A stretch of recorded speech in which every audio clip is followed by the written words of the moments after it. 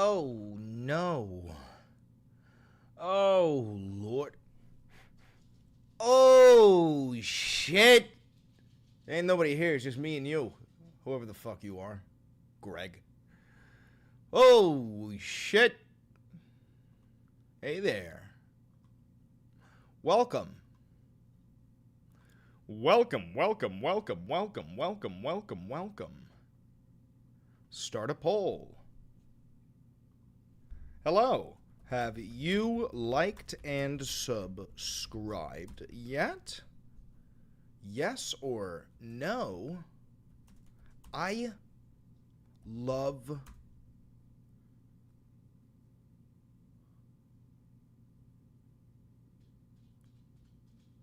sin. All right. How's that? I think we're good. It's the return of the king. It's the return of the king. It's the return of the king. That old-timey speech slapped. Brother, I just posted that. Let me see if I could whip that up on the screeno. Let's see. Let's see if I could whip her up on the screenington. A little Valenti Videos action. A little Valenti, a little Valenti, a little Valenti. Oh, wow, it's on a pop-off. She's on a pop-off. Hold on. Where's the audio? There she is. She's on a pop-off. My fellow Americans, have you stopped dreaming? Have you forsaken all that you are owed? One job should be plenty to pay the bills. One job should be plenty to provide a life for your children. And yet, the billionaires at the top have consolidated all of our wealth into the pockets of a select few. That's true.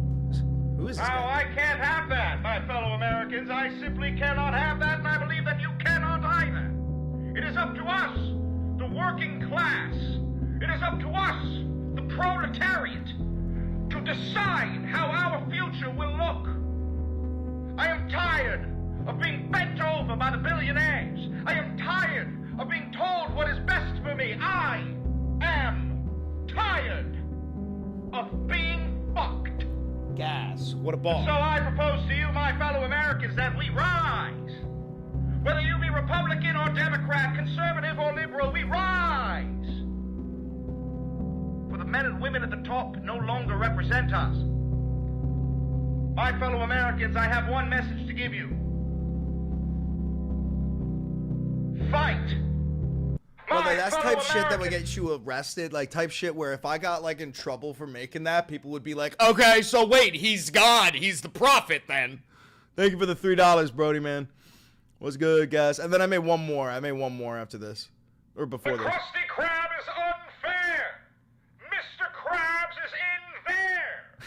Standing at concession. Plotting your oppression. Dude, and I wanted to do that on purpose. I made both. Everything I do is intentional, by the way. I'm a fucking psycho. I wanted to show people, like, brother, you grew up with Sponge.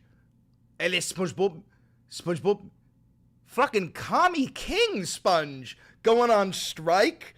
Fuck, are you out of your mind, bro? Like, how do people even end up hyper capitalists? How does it fucking happen? How does it happen? I need to know. Mashallah, my fellow Americans, it is time that we globalize the intifada, alhamdulillah. We will be, frankly, reestablishing the Islamic Caliphate of New York City under a communist, Marxist, Leninist, socialist, capitalist, fascist flag. Mashallah. Yeah, sounds about right. Yeah. Sounds about right. Me hoy me noy. Please watch out. I don't want to hurt you. He's right in between two of the legs of the chair. Chris, the hand movements. Brother, I've got Trump's hand movements down pat. Down pat. And frankly, we will be investing $40 quadrillion into conquering the moon. Moon is haunted, folks. I've got intel. You don't have it. The moon, riddled with ghosts. Oh, no. Boots, boots, boots, boots.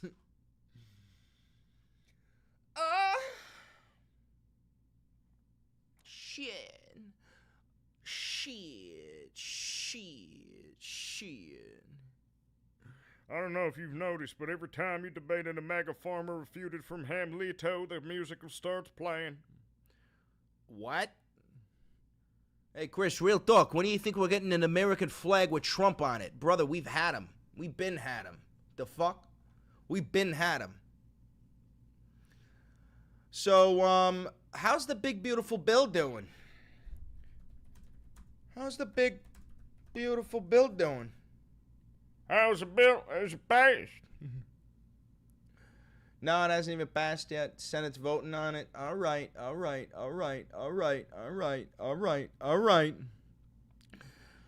Was Idaho a distraction to try and slip through the big, beautiful bill?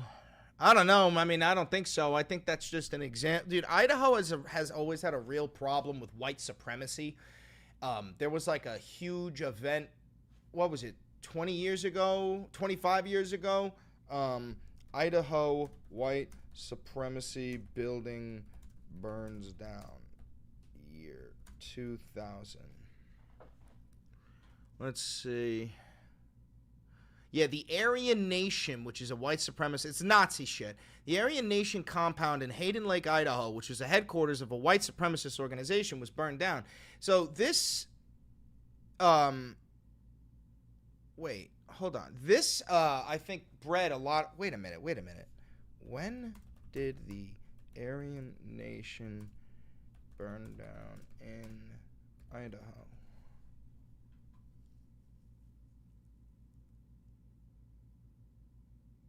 Wait.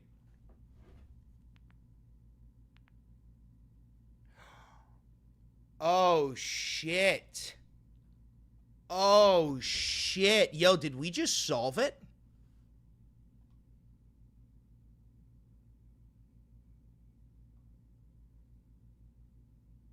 Did we just solve it? That's yesterday. That's when this happened. Yesterday. Hold on.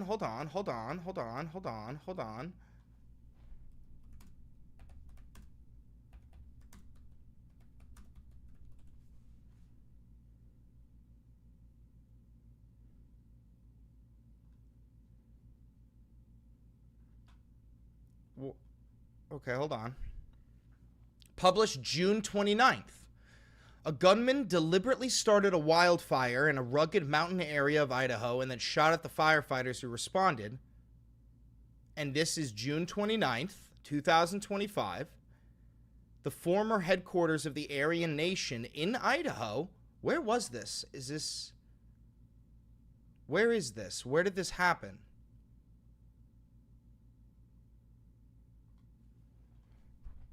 Where in Idaho? Where did the sniper happen? Alright, never mind. It's not the same area, but still.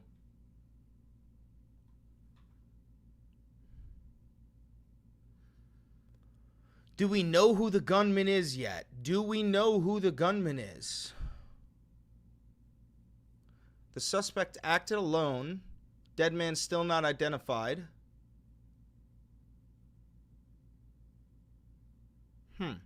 Now, hold on. This could just be a coincidence.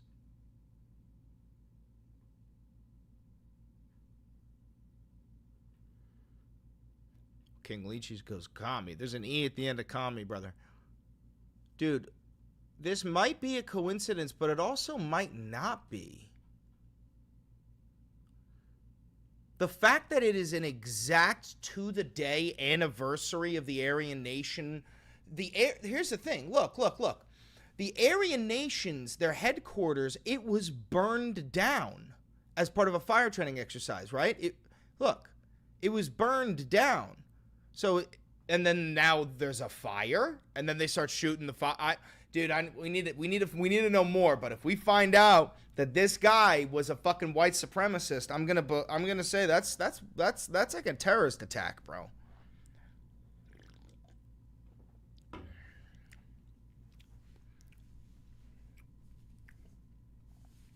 I'm thinking coincidence, 24 years apart.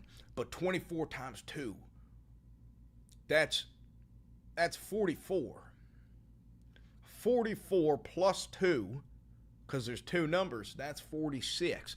46 is the presidency that Donald Trump had stolen from him. Mashallah, alhamdulillah, as he rightfully won. As we all know, the election was stolen. The numbers. The numbers. That is a joke. That is not real of me. 24 times 2 is 48. You see, I got you to say that because I knew that. And 48 minus the 1 term that Mr. President had stolen from him, that's 47. That's a current term. Mamdanist. We haven't checked the Trump truth in a while. Trump truth. What do you got for me, big guy? What do we got, Big Daddy? I apologize for the long wait on the Faith Leaders conference call. AT&T ought to get its act together. Please pass along the word to the tens of thousands of people who are there. We may have to reschedule the call, but we'll use another carrier the next time. AT&T obviously doesn't know what they're doing. Dude, he's just a grandpa. He's a stupid grandpa, and we gave him the nuclear football, bro. Retro just became a member for 3 months. Remember, this is real independent media. Chris has no funding. Please support if you have the extra money to do so. Thank you very much. I appreciate that. Yeah, don't forget to like, comment, subscribe, hit the notification bell, guys. I really appreciate that. And, yeah, if you want to help support the channel, that's the only money I make. This is my only source of income, and I don't have any funding. Never had a conversation with an advertiser, billionaire, government, any of that shit. So feel free to donate to the channel, become a member for $5, become a patron for $5, buy merch, and use that discount code in the description on Ground News. But other than that, thank you very much, Retro. I appreciate you. Thank you very much.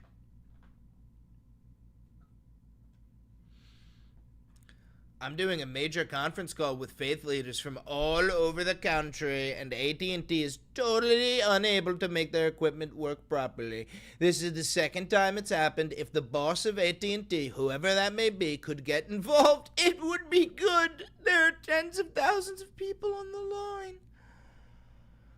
Oh my God, can the boss of AT&T figure it out, please? I'm gonna fucking lose my mind. This is the president. This is the fucking president, dude, using his private social media thing where he declares war and says he's gonna assassinate world leaders to go, I want the boss of AT&T. I want them now. Chris, you aren't trying to gather your followers for cryptocurrency, right? Ew, could you imagine? Oh my God, Vcoin? No, I'd probably get sued by V-Bucks by Fortnite. Nah, dude, I don't do crypto. That's gross. To show people how spoiled countries have become with respect to the United States of America, and I have great respect for Japan, they won't take our rice! And yet they have a massive rice shortage. In other words, we'll be sending them a letter, and we love having them as a trading partner for many years to come. Dude, you have a fake account on TikTok catfishing you for it? Alright, I mean, how's that my fault? What am I supposed to do about that? That ain't me. What's the account called? What's the account called? Dude, that's crazy, though. Dude, that ain't my fault. If you bought that shit, that ain't me. So, how could it be my fault? He DM'd me and was saying, hope you enjoy my content. That's so fucked. Nelson just dropped a link. What do we got? What do we got? Sniper suspect identified. 20-year-old Wes Rowley.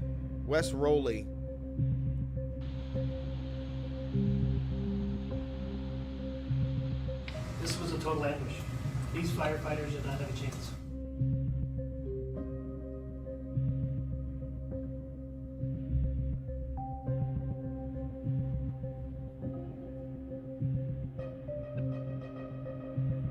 How'd they get him? How'd they kill him?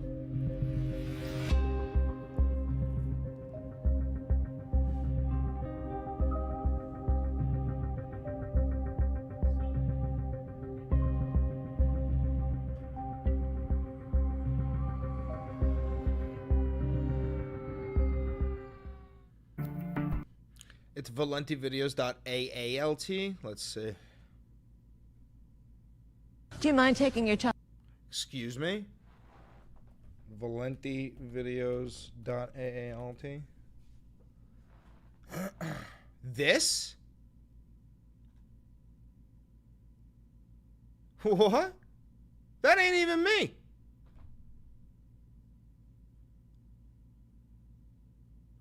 What? What the fuck?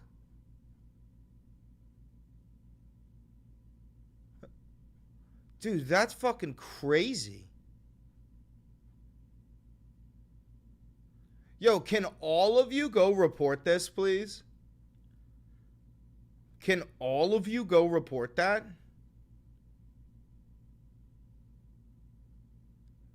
Dude, what?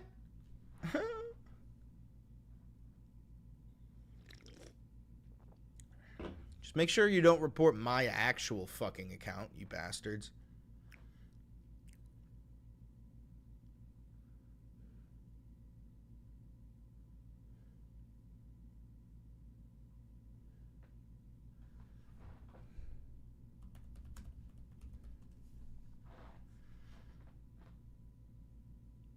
None of these are me, by the way.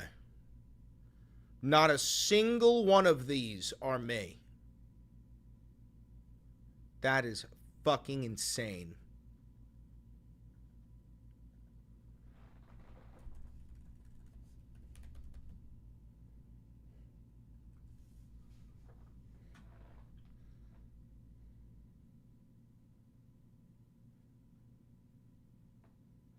Dude, this is fucked. This is so fucked.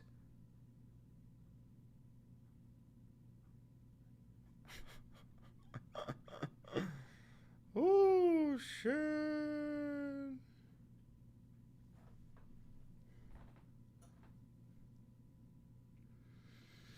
20-year-old Wes Rowley was the shooter.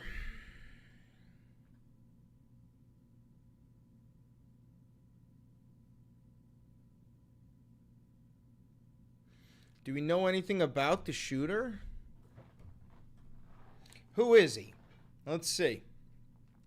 Records show that Rowley most recently lived in Phoenix, Arizona, but appears to have family in Idaho, about an hour's drive from the location of the shooting. They have not released a possible motive. They say the family member of the shooter says he loved firefighters. It didn't make sense that he was shooting firefighters. Maybe he got rejected or something. From what? Like the fucking fire department?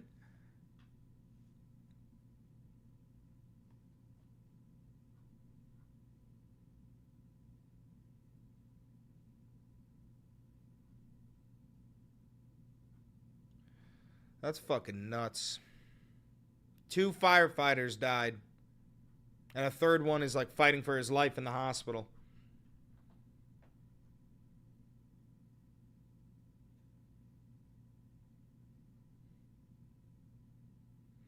His parents are conservative maggots.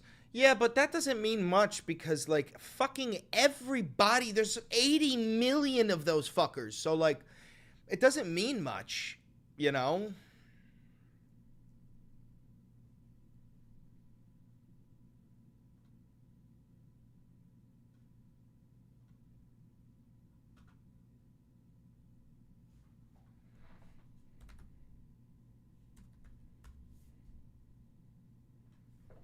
I want to see the shit that Fox News has, because, like, dude, I love watching Fox, dude. It's so stupid. It's so fucking stupid.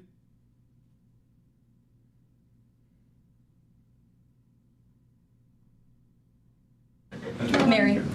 Thanks, Carol. Oh wait, did you guys see No Lip Levitt talking about alligator place? It was so fucking funny. Let me see if I can find it. Uh, it was from her press briefing today, bro. Oh, it was so funny. White House press briefing today. Yeah, dude. Terry Christie Noem, Governor Ron DeSantis, and it's very unfortunate. Ensures industries are beautiful bill because we need more detention facilities. Tell you is that 20 million illegal aware of that legislation, but I will get you a response. Can you talk about the CBO estimate that it would All right. design feature? Okay, watch this. Watch this. I will get you a response if he is aware and if he wants to respond to it. Go ahead. Thanks, Caroline. You mentioned the dangerous wildlife at the alligator Alcatraz. Is that a design feature? Why is the president going with this mega bill in such a precarious position in the Senate? And then also, can you talk about the CBO estimate that it would add about 11 million uninsured? Well, look, when you have illegal murderers and rapists and heinous criminals in a detention facility surrounded by alligators, yes, I do think that's a deterrent for them to try to escape. We do know that some... It is 2025, the year of our Lord, and we're the United States of America, the White House press secretary just said, we're gonna build a, actually, sorry, we already did. She said, oh yeah, the moat. Oh yeah, the moat around the concentration camp? Yeah, we filled it with gators. Yeah, dude. What do you want them to escape? If they do, they get eaten by gators. It's 2025, bro. And you're using a moat for a concentration camp and you're filling it with gators. I cannot let this go. I will not let this go. We have to play this again. Hold on. Million uninsured. Well, look, when you have illegal murderers and rapists and heinous criminals in a detention facility surrounded by alligators, yes, I do think that's a deterrent for them to try to escape. We do...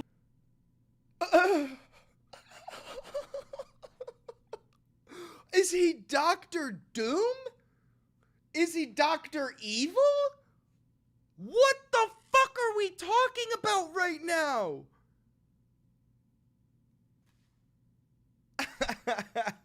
Oh, don't try to escape. Why are you so worried, Chris? Like, what? You think that they should try to escape? Brother, it's not about that. It's about there's alligators defending this place.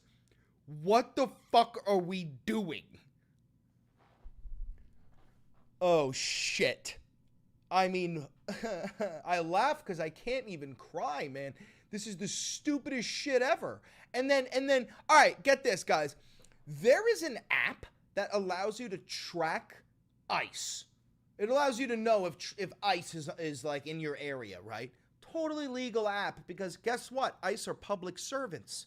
They're fucking federally owned. And CNN, I guess, did a story about the app. Look at No Lip Levitt's response to this shit. Caroline, I just watched a CNN segment on a new app called ICE Block, and it kind of appeared to be promoting this app where you can tell people where ICE agents are. Given the recent rise... An app that tells people where ICE agents are? Yes. And given the rise, I believe 500% increase in assaults on ICE agents, I wanted to see if you could comment on that and why CNN would be promoting such an app. Well, it's a very good question. I'll have to go back and watch the clip myself, but surely it sounds like this would be an incitement of further violence against our ICE officers. As you know, as you stated, there's been a 500... Think about what she just said. She just said, knowing the location of these officers is an incitement of violence. That's what she's saying. You know how, like, you know where the fucking police are? I don't know if you guys are like me. It's New York over here. Like, you could, I know exactly where the police are. They're always over here. They're over there. I know exactly where they're going to be. You're saying that simply getting to know their location is incitement of violence?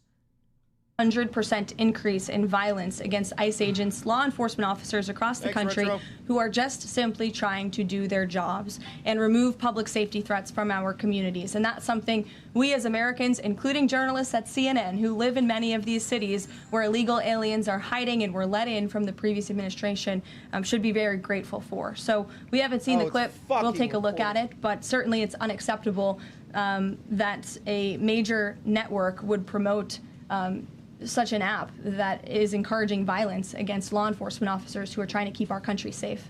Hey everyone, I'm Emily Campagno. Catch me and my co-hosts Harris Faulkner and Kaylee McEnany on... Shut your cock holster. Shut your mouth, broad. Now, I don't say that because she's a woman. I say that because she's a woman on Fox. Alrighty. America's a video game? Yeah, and a bad one. Let's see Fox's Zoran coverage. The way that Fox News covers Zoran fills me with blind rage. Sophie Bliss with the $10 Canadian happy early USA birthday from Canada. Many happy returns to democracy. Thank you very much. I appreciate that, Canada. Thank you very much, Canada.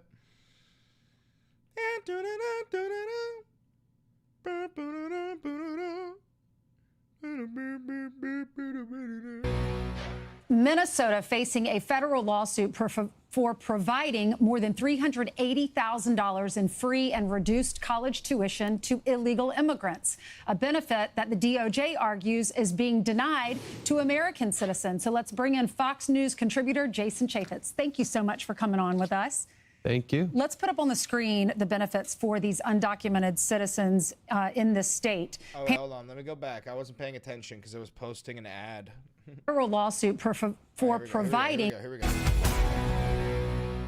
Minnesota facing a federal lawsuit for providing more than $380,000 in free and reduced college tuition to illegal immigrants, a benefit that... Oh, no. Less than $500,000. Oh, did you know Elon Musk has $600 billion? Look at me. Let me grab you by the fucking pubes. $600 billion? First of all, you're Fox News. I bet you're lying. Second of all, nice bush. Third of all, even if you weren't lying, I don't give a fuck. The DOJ argues is being denied to American citizens. So let's bring in Fox News contributor Jason Chaffetz. Thank you so much for coming on with us. Thank you. Let's put up on the screen the benefits for these undocumented citizens in this state. Benefits for undocumented citizens, folks. Thanks for the $10. Zoran getting a head start with the rent freeze by living in a rent-free Republican heads. Oh, I like that. Good. I like that. All right, so this is what Fox News is saying. Here's what they're giving these undocumented immigrants: financial aid for education, health care, and driver's licenses. Now, here's the thing. Even if they're undocumented, how the fuck are you going to spin this into a bad thing? Dude, I hate that, like, the entire conservative mindset and grind set is quite literally, hey, brother, I fucking suffered. Now you have to fucking suffer. Brother, it doesn't need to be this way. Pam Bondi has a big problem with this. We're $37 trillion. Did she say undocumented citizens? Bullshit. Thank you so much for coming on with us. Bullshit. Thank you. Let's put up on the screen the benefits for these undocumented citizens in this state. What? Undocumented citizens? Are you saying that these are legal residents? Wait. Is this whole thing about legal permanent residents, like people who have temporary status or some shit? Is this not even about undocumented immigrants? No shot. Pam Bondi has a big problem with this. We're $37 trillion in debt, Jason, and this is how the Democrats want to spend our tax dollars. I mean, when are they going to start to prioritize Americans, tax-paying Americans, people who actually work? Yeah. Let's prioritize Americans. Like, I don't know, with free buses, $30 minimum wage, and free child care. That would be great, right? And they go, "You're a dirty fucking commie, you dirty fucking commie." I'm like, what are we doing? Work hard, paid their taxes, grew up there. But again, time and time again, you find this is a lot of money. And they forget about all those people, good people in Minnesota. But at some point, the people in Minnesota are actually going to stand up for themselves. Try to become a member and you can't. It's probably because you're on an iPhone. Apple takes 30% of all the money that you guys send me if you spend it through the iPhone. So YouTube just got rid of that function. The only way you could do it is either through going on a internet provider, you know, like Safari or some shit, and then doing it through there.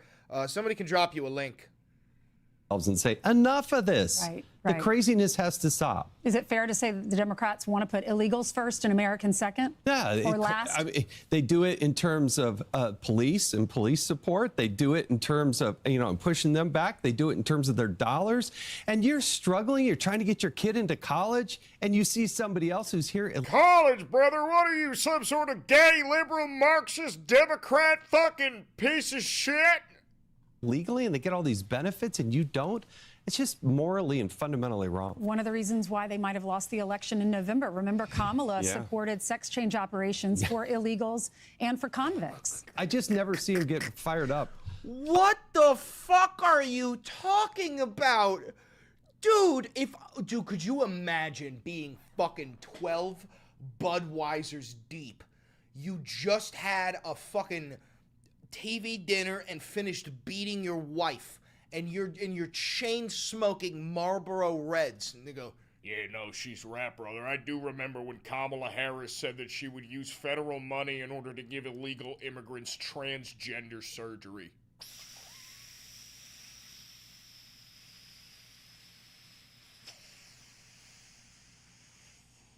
I got diabetes.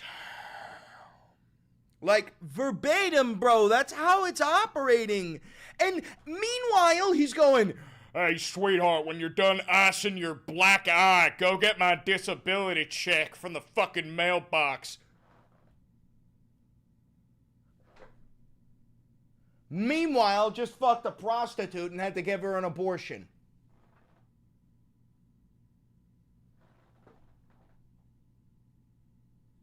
Goes to church every Sunday. Begs, not for forgiveness, but for Jesus Christ to give him the power he needs to fight in the Armageddon. Unreal. About protecting victims, for instance, more than those that perpetrate the crimes. Right. So Mamdanist, who is this liberal, socialist, Democratic candidate. Liberal socialists? You gonna call him a communist next? Liberal, socialist, communist, Marxist. I'm calling it now. They already called him a liberal socialist. They're gonna call him a commie. They're gonna call him a Marxist. They're gonna call him an Islamist. They're gonna fucking hit him with all the ists. Candidate for mayor here in New York City was on Meet the Press. Listen to this. By invoking race, do you run the risk of potentially alienating key constituents? I think I'm just naming things as they are. And ultimately, the thing that motivates me in this is to create a system of fairness. It is not to work backwards from a racial assessment of neighborhoods. I don't think that we should have billionaires because, frankly, it is so much money in a moment of such inequality. Period, King. How are Fox News people watching that and going, "That fucking piece of shit. I'm gonna be a billionaire. Once I finish mowing this fucking lawn, I'm gonna be a billionaire." How are you against this? You committed to keeping New York as a sanctuary city? Absolutely. Because ultimately we've seen that this is a policy that has kept New Yorkers safe for decades. He talks about targeting whiter. Hell yeah, dude. We are sanctuary city. We got the fucking lady in the harbor. You know what it says on it? Give us your tired, give us your poor, give us your hungry. It doesn't say fucking show me your papers. That's not what it says. Neighborhoods with higher taxes. How is that not racist or unconstitutional? Oh, it's 100. Wait, what did you just say, you fucking lying bitch? He talks about targeting whiter neighborhoods with higher taxes. So why are you showing clips of him speaking in interviews? You probably got a million clips of Zoran But you don't have a clip of him saying this. You want to know why? Because he didn't fucking say it.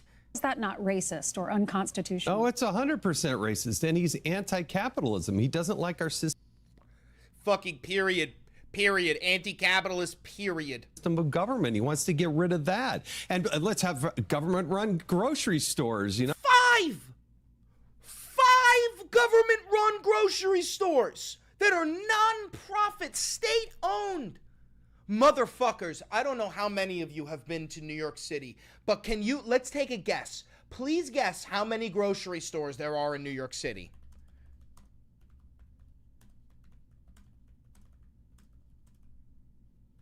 Please guess.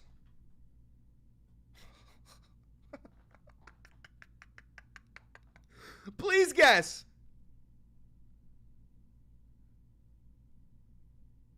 15,000, brother. 15,000 of them.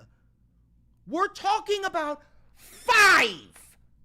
One in each borough that you can go to, guaranteed low prices because you know it's non-profit. There's 15,000 of them. Get the fuck out of my face. Yo, and one other thing, because I don't know if you guys know this. Do you know the income tax increase he has proposed for the 1%? Do you know? Because I know. What percentage does he want to increase the taxes for the top 1%? What is it in their income tax? What is it? Anybody know? I do. Guess. 2%. And they're fucking losing it. Losing their fucking mind. I can't believe how selfish and greedy humans have become. I can't fucking believe it, dude. Holy shit, dude. Dude, imagine if you were starving and there was a guy who had fucking all the bread. Like, all of it. And you were like, yo, bro, me and my whole family are starving. Would it be okay if we got 2% of your bread? And he went, I'll literally fucking kill you. I'd be like, brother, do you think you're going to heaven? What are we doing? No, just like the DMV. Let's do that for grocery stores. The guy is a socialist. Mamdani's platform. Freeze rent, creating city-owned grocery stores, fare-free buses, expanding and protecting gender-affirming care citywide, raising the minimum wage to $30 by 2030, and end ICE cooperation. Look at his smile. Brother, you can't even make him look bad. Brother, that looks great. That looks great. You know, just like the DMV. Let's do that for grocery stores. The guy is a socialist. He does not believe in an America that I believe in. And this is serious, folks. He puts that big smile on there, starts eating his food with his hands, and he starts eating his food with his hands because he's Ugandan. That's so fucking crazy. That's the craziest shit I've heard yet. And he just said it without skipping a beat. Without even skipping a beat. He puts that big smile on there, starts eating his food with his hands, and without skipping a beat. I hope New York wakes up to the fact. No billionaires. I mean, the billionaires who live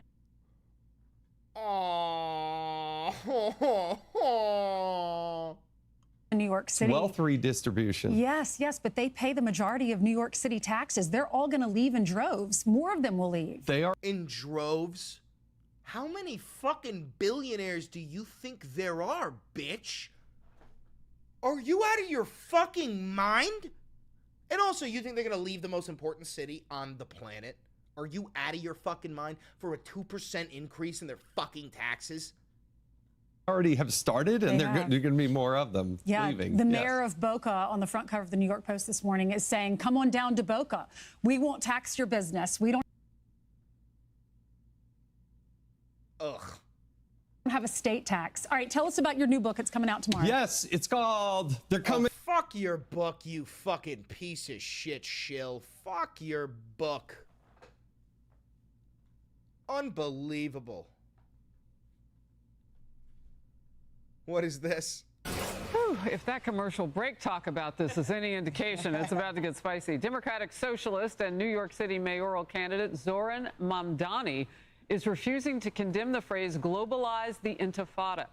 Those words. Yeah, globalize the intifada, deadass means resist your oppressors. That's literally what that fucking means. Have become a rallying cry at anti-Israel and Jewish hate protesting across the United States. And many people in Jewish communities view it as a call for violence against them. Mamdani was asked. Yeah, and many people in Jewish communities consider eating pork to be dirty. I don't give a fuck. Many people in Muslim communities consider eating pork to be dirty. I don't give a fuck. I don't give a fuck. If it ain't racist, it ain't racist. What the fuck are we talking about? Flat out denounce it on Sunday. Here's what he said. You were recently asked about the term globalize the intifada, if it makes you uncomfortable. In that moment, you did not condemn the phrase. Now, just so folks understand, it's a phrase that many people hear as a call to violence against Jews. There's been a lot of attention on this issue. Against Jews? What the fuck are we talking about? What the fuck are we talking about? Are we saying, brother, just straight up, like, we're just saying on Meet the Press that Israel represents all Jews. Dude, AIPAC has literally purchased this fucking nation. Holy shit. So I want to give you an opportunity to respond here and now. Do you condemn that phrase, globalize the intifada? That's not language that I use. The language that I use and the language that I will continue to use to lead this city is that which speaks clearly to my intent, which is an intent grounded in a belief in universal human rights. And ultimately, that's what is the foundation of so much of my politics, the belief that freedom and justice and safety are things that, to have meaning, have to be applied to all people, and that includes Israelis and Palestinians alike. Oh, but then he got a second bite of the apple. Good luck. Oh, but then he got a second bite of the apple. Good luck.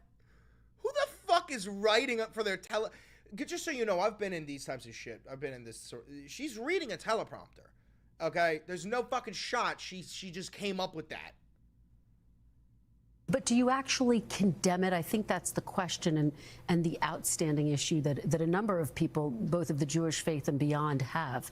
Do you condemn that phase, globalize the intifada, which a lot of people hear as a call to violence against Jews? I've heard from many Jewish New Yorkers who have shared their concerns with me, especially in light of the horrific attacks that we saw in Washington, D.C. and in Boulder, Colorado, about this moment of anti-Semitism in our country and in our city. And I've heard those fears and I've had those conversations, and ultimately they are part and parcel of why in my campaign I've put forward a commitment to increase funding for anti-hate crime programming by 800%. I don't believe that the role of the mayor is to police speech. Period. Still didn't answer it. How about a third time? Quickly, for the people who care about the language and who feel really concerned by that phrase, why not just condemn it? Bro, they ask him a third time. A third time. My concern is to start to walk down the line of language and making clear what language I believe is permissible or impermissible takes me into a place similar to that of the president, who is looking to do those very kinds of things, putting people in jail for writing an op-ed, putting them in jail for protesting. Ultimately, it's not language that I use. It's language I understand there are concerns about. And what I will do is showcase my vision for the city through my words and my actions. John, get us started. Is this really the people, is this really the person that people in New Oh, he almost said it. York want to elect? I'm so glad I don't live here and only come to tape the show with you. Because I don't live here either. Oh, good for you. So here's a guy who's saying, I don't want to be the censor. That's not what he's being asked to do. We elect people to office to reflect virtue and what the people think is best.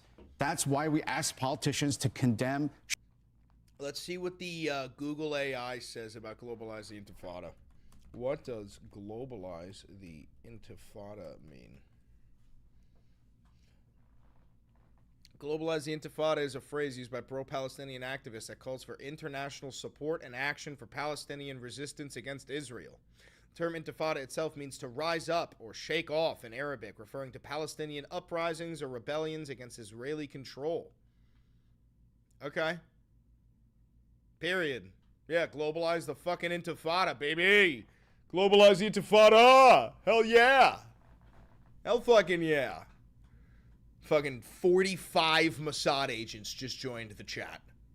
In a millisecond. In a microsecond.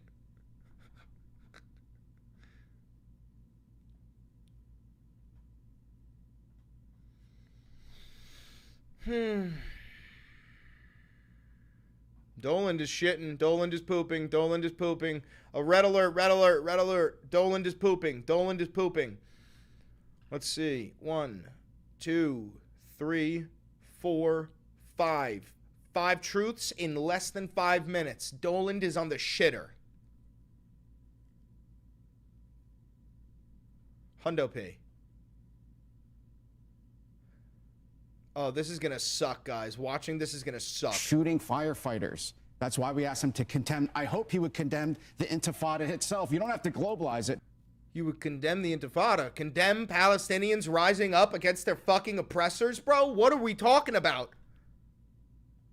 Does he think it was wrong for Palestinians to engage in a wave of suicide bombings in Israel that killed thousands, that killed... What the fuck are you even talking about? 80% civilians. Didn't stop, actually, until the Israelis built a security wall along the West Border. Maybe he could just start with that. But he's trying to pretend to get out of this by saying, oh, I don't want to be a censor, but we put people in office, that we want to be role models, that we want to be virtuous and lead the people.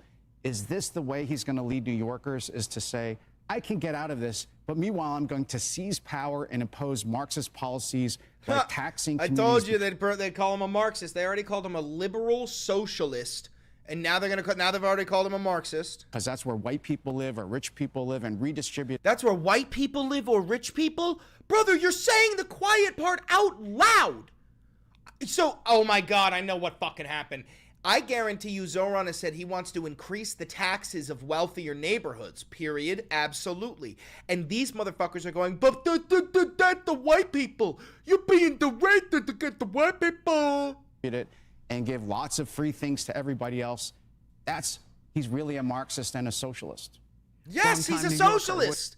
He's a socialist, but also, he's not a fucking Marxist. Second of all, even if he was, fucking period, King. What do you say? I love New York, and I want to keep New York up and running. I'm just going to say this. There are some people who are calling Mamdani the Fidel Castro of New York City.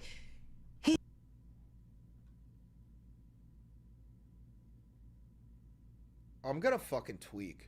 He's resonated with some people in our area. New York is unaffordable, even for those of us who have a great job. But some of the things that he says makes no sense, like his not condemning the Intifada. When he was on Good Day New York, I asked him point blank, does Israel have a right to exist as a Jewish state? He hemmed and hawed like he did there. I'll answer. No. No. Israel does not have the right to exist as a Jewish state. They do have the right to exist as a state, as a free and independent sovereign state.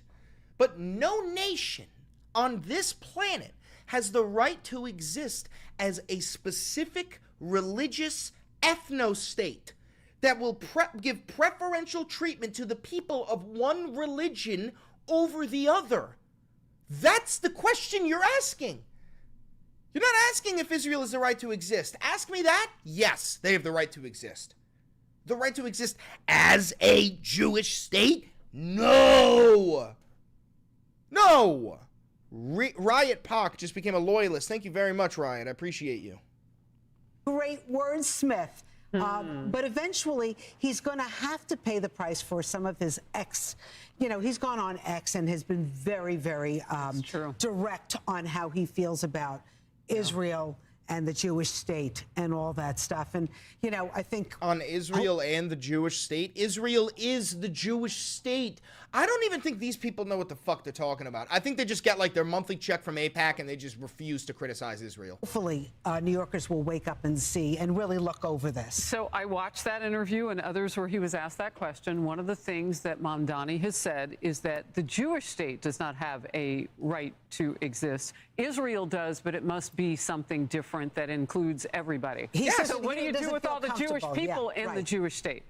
Oh my God, you stupid bitch. They just no longer get preferential treatment. The treatment that the Jews get in Israel, you also give to the Muslims and the Christians and the atheists and everyone else. Is it what the that part of the Intifada? He doesn't feel comfortable, but he doesn't have any problem with some of the Muslim states, right? Wow. Oh my God.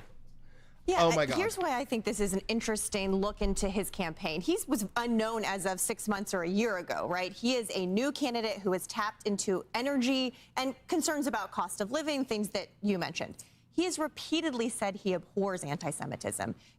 Increasing anti-hate crime funding by 800%, that's real. That will help in New York. And don't take my word for it. Prominent Jewish New Yorkers, Jerry Nadler, Brad Lander, they have said they have endorsed him. You're talking politicians who want their party to be in office, they're Jewish, irrespective but Harris, of anything that they believe in. That's not true. I mean, Are you questioning Jerry Nadler or Brad Lander's commitment to Judaism? 100%. Wow, Yes. I wouldn't question anyone's commitment to The their same way faith. that I would question Chuck Schumer, who works against the interest of his own people at times for the politics. Let me and finish. That's what The nation, dude, I think a lot of adults like this woman are genuinely brain broken and like, I don't even know if they mean any harm. I think that she, in her soul, believes that Israel and Jewish people are the same thing. I think in her soul that she believes that Jews and Israelis are synonyms. That's what's going on here. These people are so fucking demented. What I'm saying here, prominent Jewish New Yorkers have said they have met with him. They believe that he abhors anti-Semitism and will help New York do better. Then why not condemn a globalized intifada? I think that he should be more sensitive to the context in which many people hear that language, and I think he should condemn it. But I think that painting him with a brush that because he won't, because he's wordsmithing, because he doesn't want to censor, that everything else he's said about condemning anti-Semitism, Jewish leaders saying he is good for their community. Not everybody. No, but a lot. I think that matters too. And I don't think Dude, he's an anti-Semite. I have so many Jewish friends.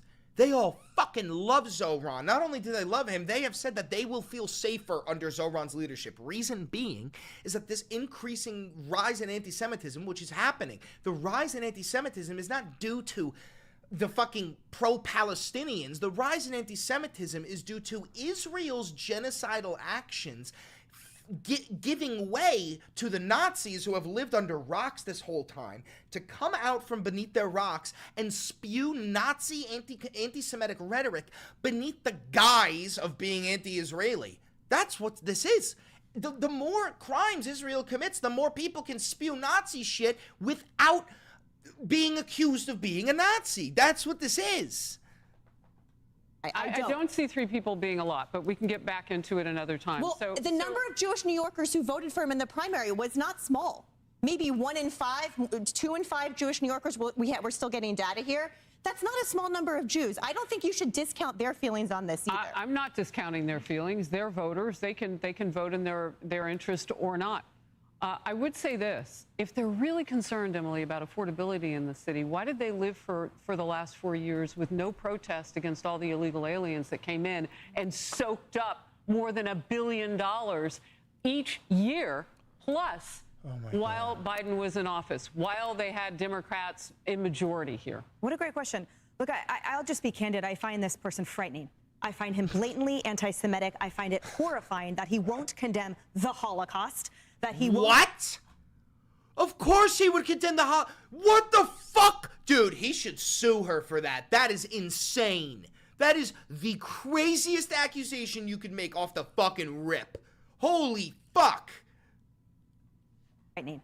I find him blatantly anti-Semitic. I find it horrifying that he won't condemn the Holocaust, that he won't condemn that language, that he's fine with hyperbolic language when he said this president puts people in jail for writing op-eds, but then all of a sudden becomes a ballet dancer with words when it has to do with globalize the Intifada. When I speak with my Jewish friends in this city, one of them, prominent businessman right around the corner who says he... Prominent businessman. That's why he doesn't like him. It doesn't matter. They don't dislike him because they're Jews. They dislike him because they're fucking filthy rich, and he wants to increase their taxes by 2%. And they just can't have that. They just can't have that.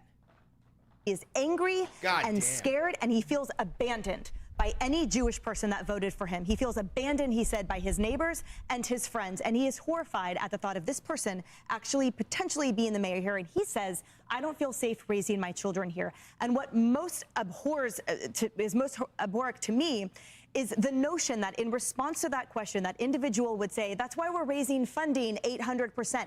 You don't need funding for anti-Semitic hate crimes if you would tamp down the rhetoric. If you would... You absolutely need more funding to fight back against anti-Semitism. You stupid fucking cunt. Come out and say, directly, I abhor anti-Semitism. He has! He fucking has! If you would come out directly and say, no, he didn't. No, he didn't. No, he didn't, Marie. Yes, he did. I am not going... Oh my God, listen to her. Listen to her. If you would come out and say, directly, I abhor anti-Semitism. If you would come out directly and say, no, he didn't. No, he didn't. No, he didn't, Marie. Yes, he did. I am not going to... many clips. Time out, time out. He is an anti-Semitic individual. As a New Yorker, I say that, I believe that, and we don't need to parse it to know that the global evidence that he has put forth in his... She couldn't remember the word. She couldn't remember the word. She couldn't remember the word. Oh my God, is that why she said Holocaust instead of Intifada? She couldn't remember the word. No, that the global evidence.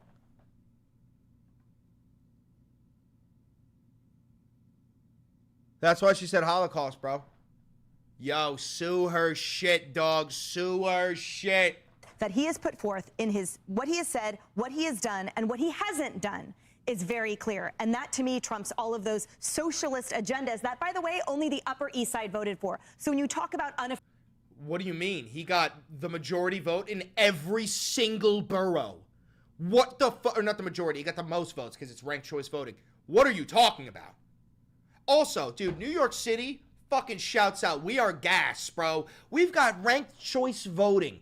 Get fucked, rest of the nation. Affordability of New York, those communities voted for Cuomo. Yeah, that's a huge point. I mean, there was a 13-point spread in Andrew Cuomo's favor for people in low to middle income voters, particularly the lower income voters. That the people that Mamdani is preaching to Mamdani. are rich in the city. Some of them have even said they may leave. Now, I don't know how you square that. You're going to vote for the guy, and then you might think about taking your square of moneyness someplace else. I don't know how that works out.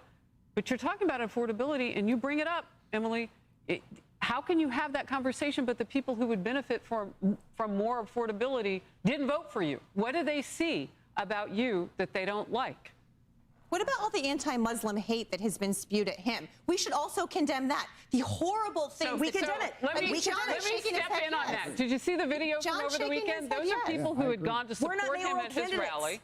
And he said something akin to... We're not mayoral candidates. She just said, we don't have to condemn Islamophobia. We're not mayoral candidates. Go fuck yourself. I said to you, no Jewish state, but Israel can stay with different people in it, or a wider spectrum. Let's condemn hatred of all kinds, And they thought that didn't go far enough. Look at the video. It's fascinating. Hey, everyone. I'm Emily Compagno. Oh, my God. Oh, God. Oh, God, dude. Fox News is disgusting shit.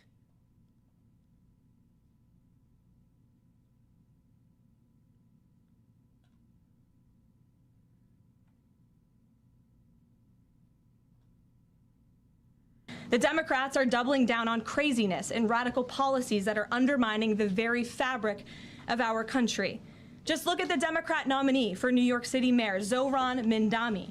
He's a Democrat socialist. Mamdani, bro, and why is everyone so upset? Bro, the socialist wave is here. Socialism has finally risen. Brothers, do you see the fear in their eyes? On Fox, they can't get his fucking name out of their mouth. Really a communist who proudly calls to defund the police, peddles anti-Semitism, praises pro-Hamas groups, wants Israel abolished, and believes wealthy Americans should not exist. Those are his words, just as recent as this weekend. Those are absolutely not his words. That's not his words. Oh my fucking God. Meanwhile, under President Trump's leadership, Republicans are fighting tirelessly for everyday middle-class working Americans who Thank you for the 10 euros, Cole. Appreciate you, brother. Thank you. This president, and we're carrying out a revolution of common sense, and all of that is packed into this one big beautiful bill. It delivers the largest middle and working class tax cuts in U.S. history. It keeps America safe by funding the largest ever one-time investment in border security. It's enough to reverse the Biden border invasion. And every single Democrat is against that, against securing our border and deporting millions of criminal illegal aliens. The one big beautiful bill also strengthens and protects Medicaid benefits, despite what Democrats are saying. That's not true whatsoever. That is not true whatsoever. The big beautiful bill, it cuts, I think, $800 billion from Medicaid. Do you understand that? There are literally going to be 12 to 13 million people who lose their health care in it because of this. This is fucking demented lies. American citizens who rely on it, like pregnant women, children, seniors, and people with disabilities. Do you guys know that the big beautiful bill in it, I'm not kidding, we'll look this up and I'll show you, it has a work requirement for healthcare. A work requirement for healthcare. That is the scariest shit I've ever heard, bro. Oh my God, job application, so scary. No, bro, I'm talking about we have disabled people. We have people who cannot work. And also, what is the stipulation of this work requirement? Are you going to say, like, well, you got to work at least 80 hours a week in order to get health care? And it's going to be the worst fucking health care you've ever seen. It's going to be the worst health care you have ever seen. Eliminating waste, fraud, and abuse that threaten to destroy this program that was intended for the most vulnerable in our society. And every single Democrat in Congress is against rooting out that waste, fraud, and abuse and blocking the 1.4 million illegal aliens who are currently improperly receiving these benefits that should be going to American tax-paying citizens. There is absolutely zero undocumented immigrants who receive Medicaid or Medicare. Those are reserved for American citizens only. If she's talking about people who are using fake identification, that's a crime. That's a completely different fucking story, and there's certainly not 1.5 million of them. These are blatant fucking lies. The Democrats in Congress are more concerned with defending illegal aliens than they are hardworking Americans. Hey everyone, I'm $2 from Riot. Hey Chris, how long do you guys how long do you guys something till Civil War? No idea, brother. I don't think it's a matter of time. I think it's a matter of what? It's a matter of events.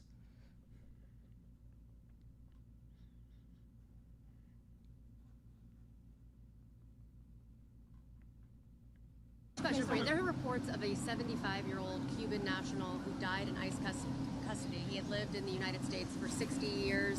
He was being held in ICE detention in Florida. Is there anything you can tell us about that? There's still not a lot of information, how he died.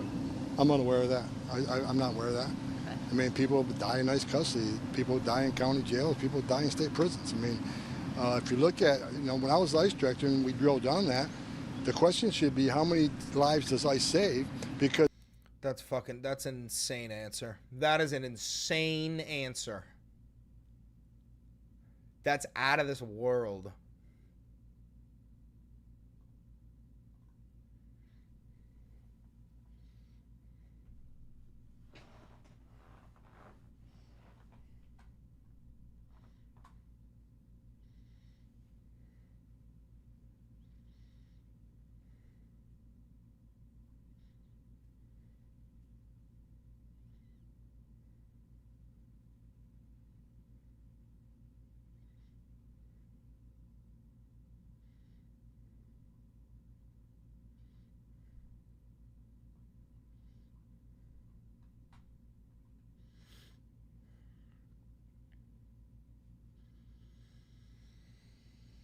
I've been watching the Senate debate for 2 days. You're out of your fucking mind, bro. I don't give a shit about their debate. I just want to see the final result.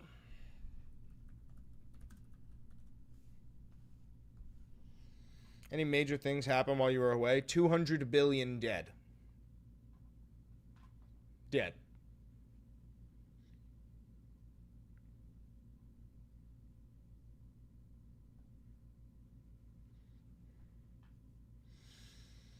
Senate begins voting on Trump's massive bill as Republicans race towards the final passage. They're entering the final stage, folks.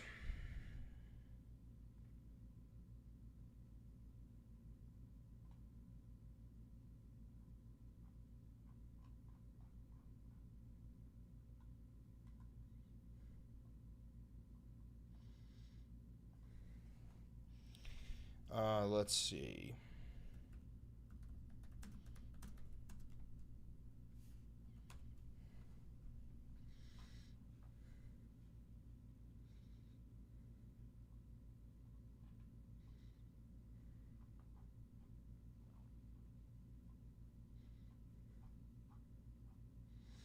Medicaid restrictions.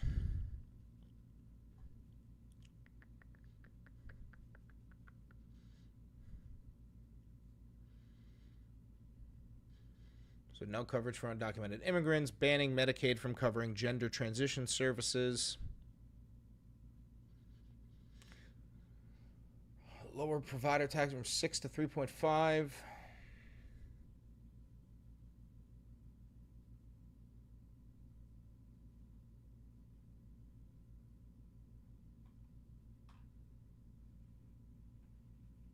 What's good? What's good? What's good? What's good, folks? What's good?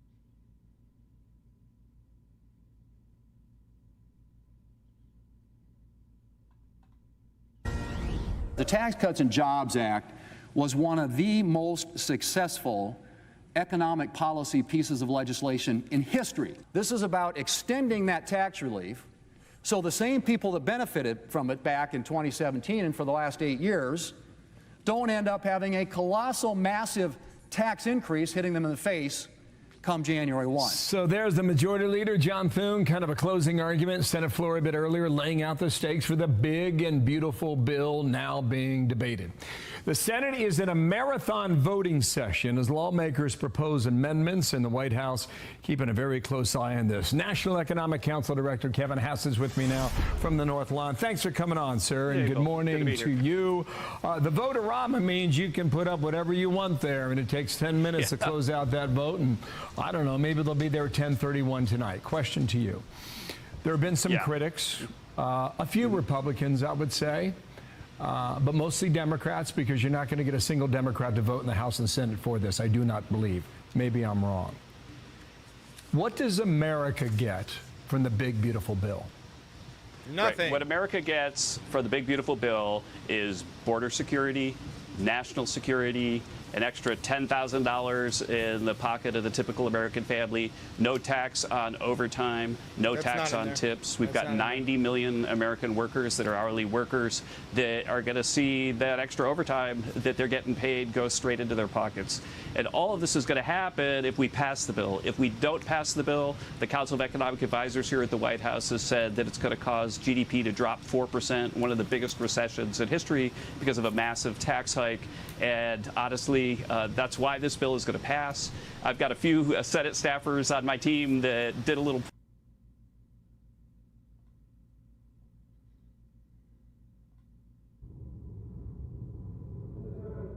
The senator from North Carolina. Thank you, Mr. President. I'm going to be brief. I promised Senator Hollins, I'm sorry, Senator. Got going to be about 5 minutes. This is an easy one. Number one, I should have probably said this earlier. I don't, my colleagues on the other side of the aisle, I completely disagree with the narrative of the billionaire taxes. Folks, this is actually reducing or making sure that we don't raise taxes on people like me that grew up in trailer parks, didn't get my degree till I was 37, struggled to make ends meet. Those people benefit from that. I've read the bill. I think most of you know. I'm trying to put together a YouTube video for today. You guys start helping me out. Think of what we should do for a YouTube video. So I'm thinking Tom Tillis. I'm thinking this because he fires back. He's a Republican. I should have thanked him for the hard work that he's doing. Or should we cover I got a little bit Zoran's focus on the Medicaid ABC interview? We could cover Zoran's ABC interview where she asked him like 3 times about globalizing Senator Thune, who I admire as our leader. Mr. President, I'm here to talk about the production tax credit and the investment tax credit, though. It's another classic example where think tanks and people that haven't worked a day in business are setting policy in the White House without a clue about what they're potentially doing to our grid. A lot of people probably, I had Alex Weinstein, who is a self-described philosopher and expert in this area, in my office, talking with 3 people, practitioners that actually work in it. One of them is someone who specializes in power purchase agreements for large businesses. Walmart's one of the most sophisticated buyers of electrons in the world. They map out their power requirements years in advance. They want to make sure that their food doesn't spoil and they got power running. They've already made several power purchase agreements with projects underway, folks. And this bill is basically gutting it. Instead, and everybody's high-fiving. What's amazing to me, Mr. President, is the mark that we laid down the other day almost achieved the same level of cuts of the House bill within $30 billion. Within $30 billion. And instead of thinking that was progress, somebody got cute and decided to take away in construction and put it in service. Let me tell you why this is disingenuous. I was a partner at Price Waterhouse, worked in the utilities practice, large utilities like TECO, Duke, Florida Progress, AEP. I know this industry. I understand base load. I understand peaking, and I understand this technology, which is increasingly becoming viable because of storage as a part of augmenting base load. Well, now we've got the Walmarts and all of these data centers and everything that we want to bring back on shore, putting in these power purchase agreements teed to these projects like solar, in particular, like wind and other innovative, renewable natural gas, methane, hydrogen. I can go on. But somebody, a self-described philosopher in a think tank that I admire a lot, but I realized if you're a philosopher and you're in a think tank, you by definition have never worked in an operational role. So you can't possibly understand what happens to this pipeline of power purchase agreements and the future of our grid. So here's what's going to happen. Wipe it clean. Put an excise tax in. Effectively, throw the football in the end zone, spin it, and walk away and do the party dance. And what you have done is create a blip in power service because there isn't going to be a gas-fired generator anytime soon. Folks, the generators necessary to create power with gas, best case 5 years from now. That's best case. 5 years from now. So you can't get that online at the same time this whole pipeline is going down. So I want that philosopher to tell me that he understands how to plan out power over time. And to let me know that when all these projects fail, some will make it, some will get subsidized, some will go bankrupt, so it won't be Armageddon, but it's going to be a problem. So they better get it right. Yeah, real quick, somebody donate $40,000 to the channel instantly. It's another example, folks, when you rush a bill and you don't think through the implementation, you don't get it right. Thank you for the $5, Spelunski. Chris, I've been mines in an oak tree, in your honor. It takes a while, but it's for you. No hetero. Appreciate you. And so I hope that my colleagues recognize it's half-baked. It's another reason why we should go back to the House, Mark, get Medicaid right so I can come on the floor and tell my colleagues on the other side of the aisle why they're wrong. Are you blaming drug addiction on the Trump admin? What? On all the attributes of the House, Mark. Why they are wrong on some of their characterizations of the tax bill. And why they will be wrong on an energy policy that makes sense. But I have to vote against a bill from my own party that I have never parted from before because we're rushing to an arbitrary deadline with people who have never worked a day in this industry, maybe philosophized and written a few white papers on it, but haven't gotten their hands dirty. I have, and this is another segment of the bill that needs to change. Thank you, Mr. President.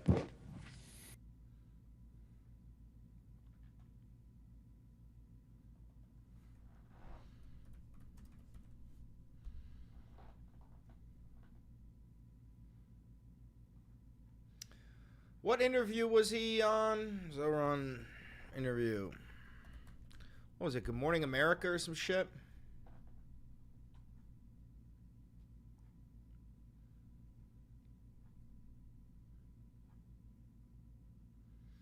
What interview was he? What was he on? Anybody remember? MSNBC?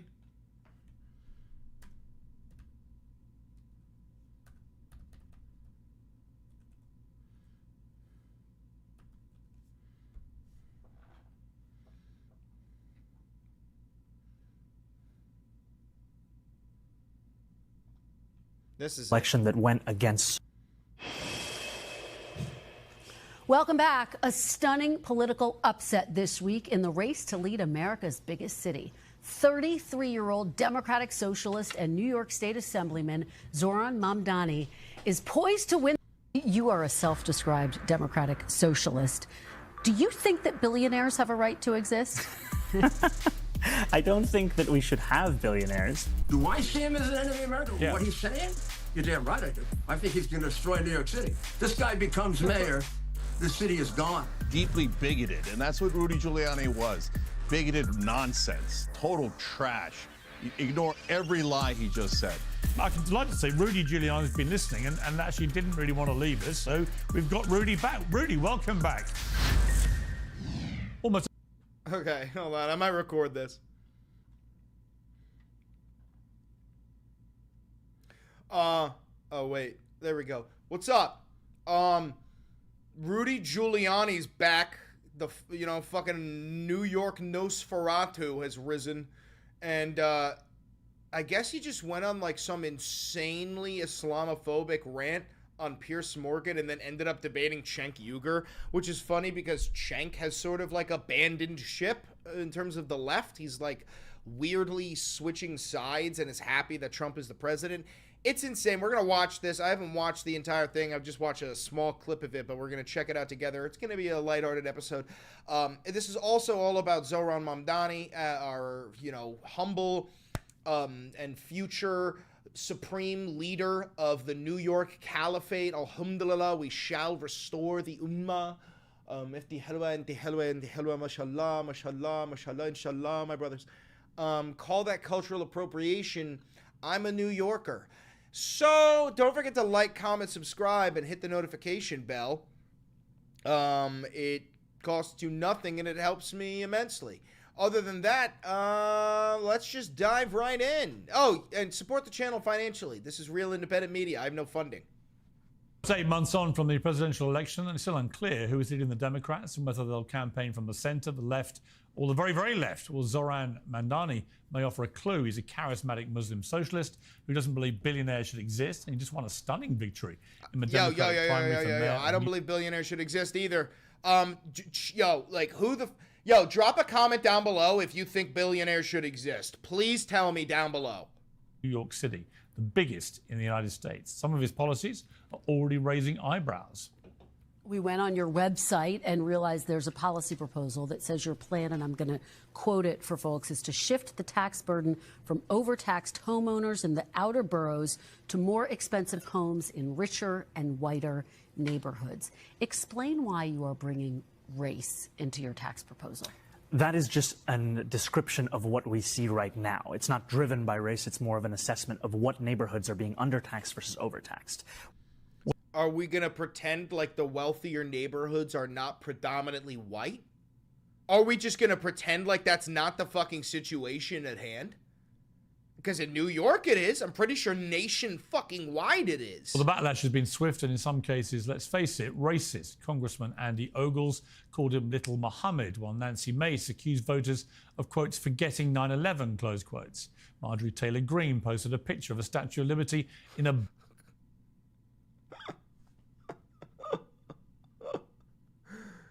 Dude, Marjorie Taylor Greene is out of her fucking mind, bro.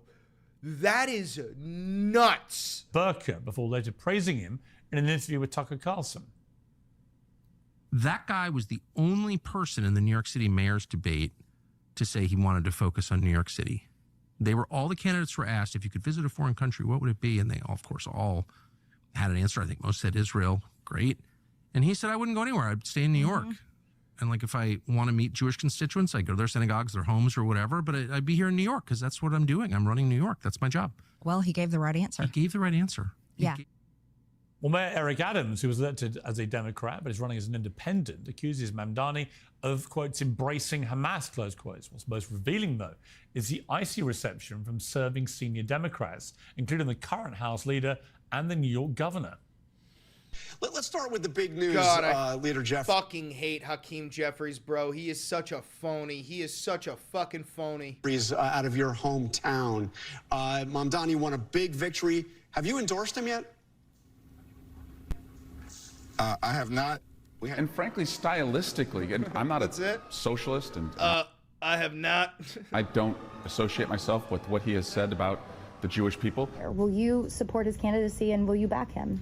You know, the election just completed. I had a chance to call and congratulate I hate that bitch. Him on the Tuesday's primary and look forward to having conversation. Obviously, there's areas of difference. Well, 10 years ago, the UK's Labour Party ran a very left-wing campaign which saw them walloped in the general election. They responded by appointing Jeremy Corbyn as a leader, a radical elder socialist who, funnily enough, was ousted in an anti-Semitism scandal. The bottom line is that the Democratic identity crisis is no closer to a resolution now than it was on November the 5th. Meanwhile, President Trump is racking up win after win after win, and the left has nobody to burst his balloon. So the biggest winner in the current DNC civil war is probably MAGA. In a moment, we'll debate all this with my panel. Dude, MAGA's having a fucking civil war right now because Trump is forcing them to choose whether or not they're willing to fucking go to Iran and die. Now he's taking away their fucking healthcare. MAGA's going through a fucking... We got fucking people on the goddamn Senate floor saying I'm abandoning ship. We got Tom Tillis. Tom Tillis giving this whole speech like, hey, I've never voted against the Republican Party in my entire life, and I'm voting against this bill because it's dog shit. Also, I retire. Fuck you. You want to talk about a civil... Listen, the one thing that is happening on the Democratic side is the rise of socialism, the actual rise of leftist and progressive values, the abandoning of the status quo neoliberal bullshit that has dominated the American politics for like, what, 60 fucking years? Young Turks, Cenk Uygur, News Nation correspondent Geraldo Rivera, and the former DNC fundraiser Lindy Lee. But first, to give us plenty to debate, I'm sure, I'm joined by the former mayor of New York, Rudy Giuliani. Rudy, great to have you back on Uncensored. Shit, jump scare, Rudy Giuliani. Good to see you, Pierce. Your reaction to this character who's come out of nowhere, and now the whole of America's talking about him. What's your response to Mamdani mayhem? All right, before he even starts, let's take a guess. He's gonna call him a radical Islamist. He's gonna call him a Marxist Leninist. He's gonna call him a communist. He's gonna call him an anti-Semite. He might call him a Jew hater. There's a lot of things that he might call him. There's a lot of things, and you got to think about it. He's gonna, Hamas supporter. He's gonna call him all these things. It's gonna be great. Here we go. A total shock. Something I never thought I would see in New York. New York has always been a little bit more inclined to be reasonable when necessary. I mean, we're the only one of these crooked Democratic cities that at any time in the last 60 or 70 years has elected a Republican. Chicago, 70 years of Democrats. Detroit. I mean, you've had me, LaGuardia, Bloomberg. They don't have anything like that. No reform, nothing. So, plus, we're the biggest Jewish city. For a while, we were the biggest Jewish city in the world. I think Tel Aviv has now passed us. So this is a shock to me that somebody like this would come along. And like what? Somebody like what? Come on, say it. Get to it. Not even just the anti-Semitism and the anti-Jewish hate. Got one. We've almost gotten used to it in the streets of New York now over the last 2 to 3 years. This guy is a major supporter of Hamas. This is a terrorist group that wants to destroy not just Israel. They want to destroy America. Their children are taught from about 2 years old, death to Israel, death to America. Actually, their children at 2 years old aren't taught death to Israel or death to America. They're not taught anything because Israelis blew up their schools. They're not taught shit because they're all starving to death. Meanwhile, kids in Israel are literally read children's stories about the rocket's red glow and why they've got the fucking right to just occupy foreign territory. What the fuck? Rudy, where has he expressed any support for Hamas? Because I haven't seen that. Oh my goodness! I mean, he was by and large he wouldn't condemn what they did when they wiped out the Israeli people.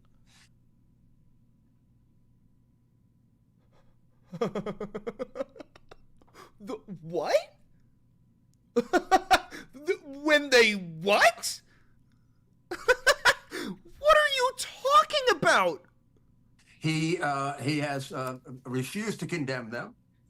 He refused to acknowledge they're a terrorist group. Every time he's asked, he just kind of punts on the question. He has very, very strong statements that sound a lot like Hamas. Intifada forever. Intifada Intifada forever. Oh my god, dude, I'm willing to bet money. I swear to God, Pierce, please ask him what intifada means. Please ask him what intifada means. I need to know. Over the world. And then he tries to claim that he has his own definition of intifada. You know, sorry, Zoran, you're not entitled to your own definition of intifada. They've killed about 8,000 people. That kind of sets a definition for it. We know what you're talking about. So settlers that were, dude, settler colonialism is a form of genocide. They're oh my god. Meanwhile, the fucking Canadians started colonizing parts of fucking Michigan, and then there was a resistance that pushed them out. This motherfucker would be cheering them on, going, they were valiant patriots. Like, what the fuck sort of double standard bullshit is this? I think you could put together a case that he supports an internationally acknowledged terrorist group that is a close ally of Iran. I mean, remember, although one is Sunni and the other is Shia, and they hate each other, Iran and Hamas, they join on two things: destroy Israel, destroy America. Death to America, death to Israel. That's what brings Iran and Hamas together. But really, why if you believe he's so, the way you've just categorized, why are so many New Yorkers in a city, as you said, which has more Jews outside of Israel than any city in the world, why would they have rallied behind this guy if he's such an enemy of Jewish people? Well, Piers, that's a very good question. It leads me to what's wrong with the people of my city. What's wrong with the people of Chicago? I mean, they had a mayoral primary a couple of years ago, and they picked the most outrageous, the most radical, and the dumbest candidate for mayor, who's now a complete disaster. And they've been doing it for 65 years, even though they're a shooting gallery every Saturday night. There's a brainwashing that has taken place in these old Democrat cities. Oh my god, dude. The Republicans have resorted to saying the only possible explanation for the rise of socialism is brainwashing. It's the same. It's got nothing to do with the values. Reason why you'll go into some districts in New York and Biden got 95% of the vote. How could that have happened if the people are thinking clearly? How do we elect de Blasio? De Blasio went to Cuba on his honeymoon. He was in favor of the Sandinistas. Who gives a fuck if he went to Cuba on his honeymoon? And his mother was a member of the Communist Party at Harvard. And then after his first term, he was a complete failure. We had a 22% turnout, and we reelected him. And he's the one who really destroyed the city. I mean, he literally took everything Bloomberg and I did and trashed it. I get people that come up to me on the street crying and saying to me, you must feel awful. Everything you did was ruined. But Rudy, when you have bullshit, Cap.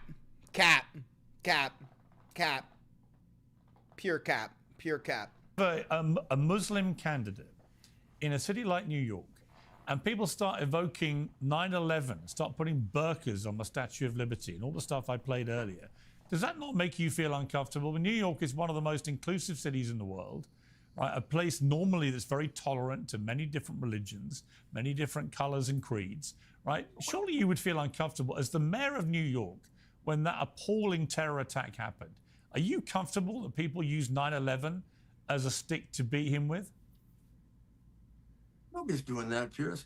Well, they aren't. I was the people who protected the Muslim people after 9/11. People expected a tremendous amount of reaction against them, and Bernie Kerik and I put together a task force. $10 donation. Zoran will win. It will be a win not for New York City, but a win for America as a whole. Thank you for the W streams, Chris. I also make music. Ayo Kalo. Thank you for the $10, brother. Appreciate that. For 4 weeks, and there was no attack in New York, not a single one, even though you might have expected one, given the kind of emotion involved. And I talked, one of the first things I said as I was telling my people to please be careful and watch out, it might be another attack, is do not touch anybody. We're not going to be like them. We don't hate Muslim people. We hate the people who did this. And we have to make it clear to them that we can stand up to them. But then again, I'm not a fool. I know there are a substantial number of Muslims, and there's a substantial amount of the Quran that talks about slaughtering Christians and Jews. And there's a whole group of Muslims who believe that. And unfortunately, an undetermined number of them got into this country in the last 4 years. Oh, my God. Unlike any other time in our history, because of our pathetic President Biden, who also gave Iran hundreds of millions of dollars, and Obama did it in cash. So would you have a problem, Rudy? Would you have a problem with a Muslim mayor of New York? Tax day has passed, but for millions of Americans, go that's fuck yourself with your fucking advertisement. Give me that answer. TNUSA.com. Give me the answer. Yo, wait. Let's guess. Would Rudy Giuliani, do you think he'll be on it? The answer is yes. Rudy Giuliani would have a problem with a Muslim mayor, but what do you think his answer will be? I think he's not going to say yes. I don't think he's man enough to actually say his beliefs. Let Tax Network USA make the next move, not the IRS. Not if he told me he would write out the portion of the Quran where Muhammad is exhorting the people to kill Christians and Jews, and telling him if he doesn't kill them, they should get tribute from them. If he's like some of the imams that okay, so do we have to do the exact same thing then for all the Christians who put their hand on the Bible and tell them you have to verbally forsake the parts of the Bible that say that you will, I don't know, like stone your neighbor to death if they wear 2 different colored fabrics? Like, what? I'm close to who can write that out and can say that. I'd be very comfortable with him. If he's dominated by that sick pathological philosophy, which dominates not all Muslims, but more than a comfortable amount, given all the killing they've done, then I have a real problem with it. And he doesn't sound like a moderate Muslim. He sounds like a Muslim extremist. You said, Rudy, that you think there may need to be an investigation to see if Mamdani is an enemy of America. Is that the kind of language that is sensible? You said, Mr. Benny Johnson. I didn't mean an investigation criminal. I meant for the purpose of voting. You and I should do the investigation as voters. Do you really see him as an enemy of America? Do I see him as an enemy of America? Yeah. What he's saying? Personally. Yes. You're damn right I do. I think Dude, are you out of your fucking mind? He is an American. Dude, I swear to God, Rudy Giuliani would call me an enemy of America. Let me turn my volume up a little bit. Rudy Giuliani would 100% call me a fucking enemy of America. Going to destroy New York City. I think this is a disaster time for New York City. This guy becomes mayor, the city is gone. People are leaving the city already. You can't say things like the things he's saying and not frighten the hell out of people. Like what? What the fuck is he saying that is scaring you so much, Rudy Giuliani? What the fuck are we talking about? It has nothing to do with even 9/11. Had 9/11 not happened, he'd be an enemy of the city.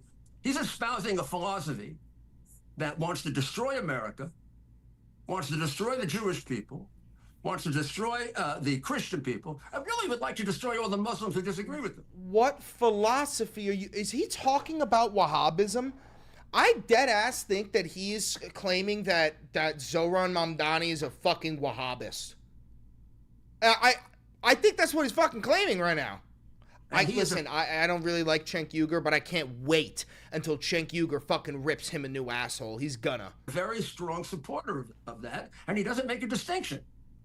And he becomes very cute and stupid and silly. Plus, he's totally unqualified. He's a 33-year-old do-nothing from a rich family who's never accomplished a damn thing in his life. Whenever we've gotten a mayor like that, he's been a terrible failure, like de Blasio. This guy's not an accomplished man.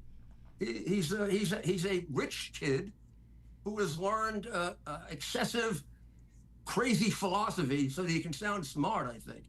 That's the best explanation I can give of him. It might be worse.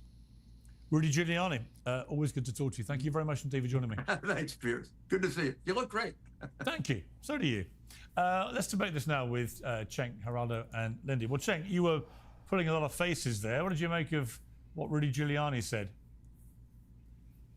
Yeah, your audience should ignore everything Rudy Giuliani. Dude, I can't believe they let Rudy just run away from that. Why did they let Rudy run away? Why didn't they give them a chance to shit on him and let him, like, respond? I just said everything was a lie. He's never, Mamdani's never supported Hamas, never said the word intifada, doesn't hate Jews or Christians. Muslims don't have to write out parts of the Quran. It would be absurd to say, hey, if you're a Jew running for mayor, you've now got to write out parts of the Torah or the Talmud. Otherwise, we don't accept Jews. If you said you're a Christian running, but you've got to cancel out parts of the Bible, otherwise we won't let Christians run. It would be deeply bigoted, and that's what Rudy Giuliani was. Bigoted nonsense, total trash. Ignore every lie he just said. Now, let's talk about, look, there's three different types of people going against Mamdani. There's the economic criticism, which is interesting, legitimate, and debate-worthy. Then there's the people who are opposed to him because he won't bow his head to Israel. And that's Rudy. And that's almost everyone in Democratic establishment and the Republican establishment. So those folks say, no, that's it. This guy won't bow. If he won't bow to Israel, if he's New York first, unacceptable. He has to be Israel first. And that's absurd. And they're deeply racist and they're bigots, and I can't stand it. So there's other critiques of Mamdani we can get into, but in terms of this whole attack against him being Muslim and him not kissing Israel's ass is totally not relevant to New York and is only an argument made by bigots. So I hope the one thing that I'll give Cenk here is that I guarantee you Cenk does not like Zohran. Cenk probably fucking hates Zohran, but he's willing to come to bat for him because all of these insults that are being hurled at Zohran have nothing to do with his policies and have everything to do with him being a fucking Muslim. At least the ones that are coming from fucking Rudy Giuliani and half the people on Fox.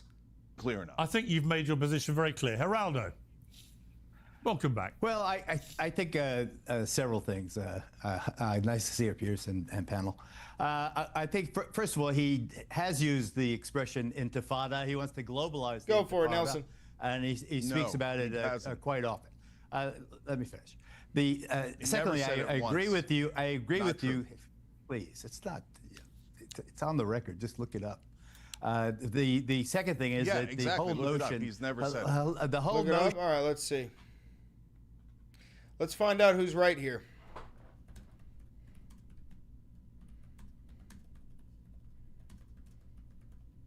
Thank you for the $1 donation, Riot.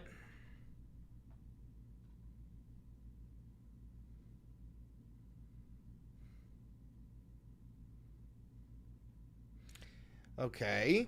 Has he said it, though?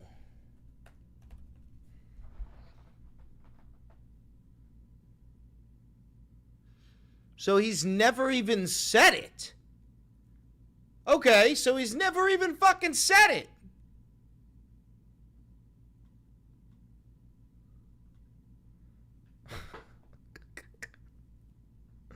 And he speaks about it quite often. Let me finish. Secondly, I agree with you. I agree with you. Please, it's not. It's on the record. Just look it up.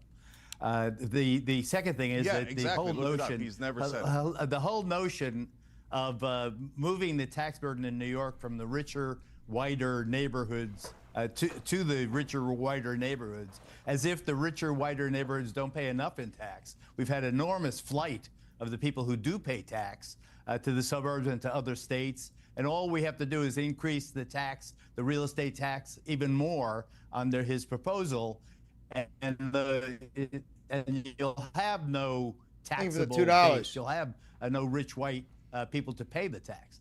The third thing, and curiously, I agree in a twisted way about the situation with the Palestinians.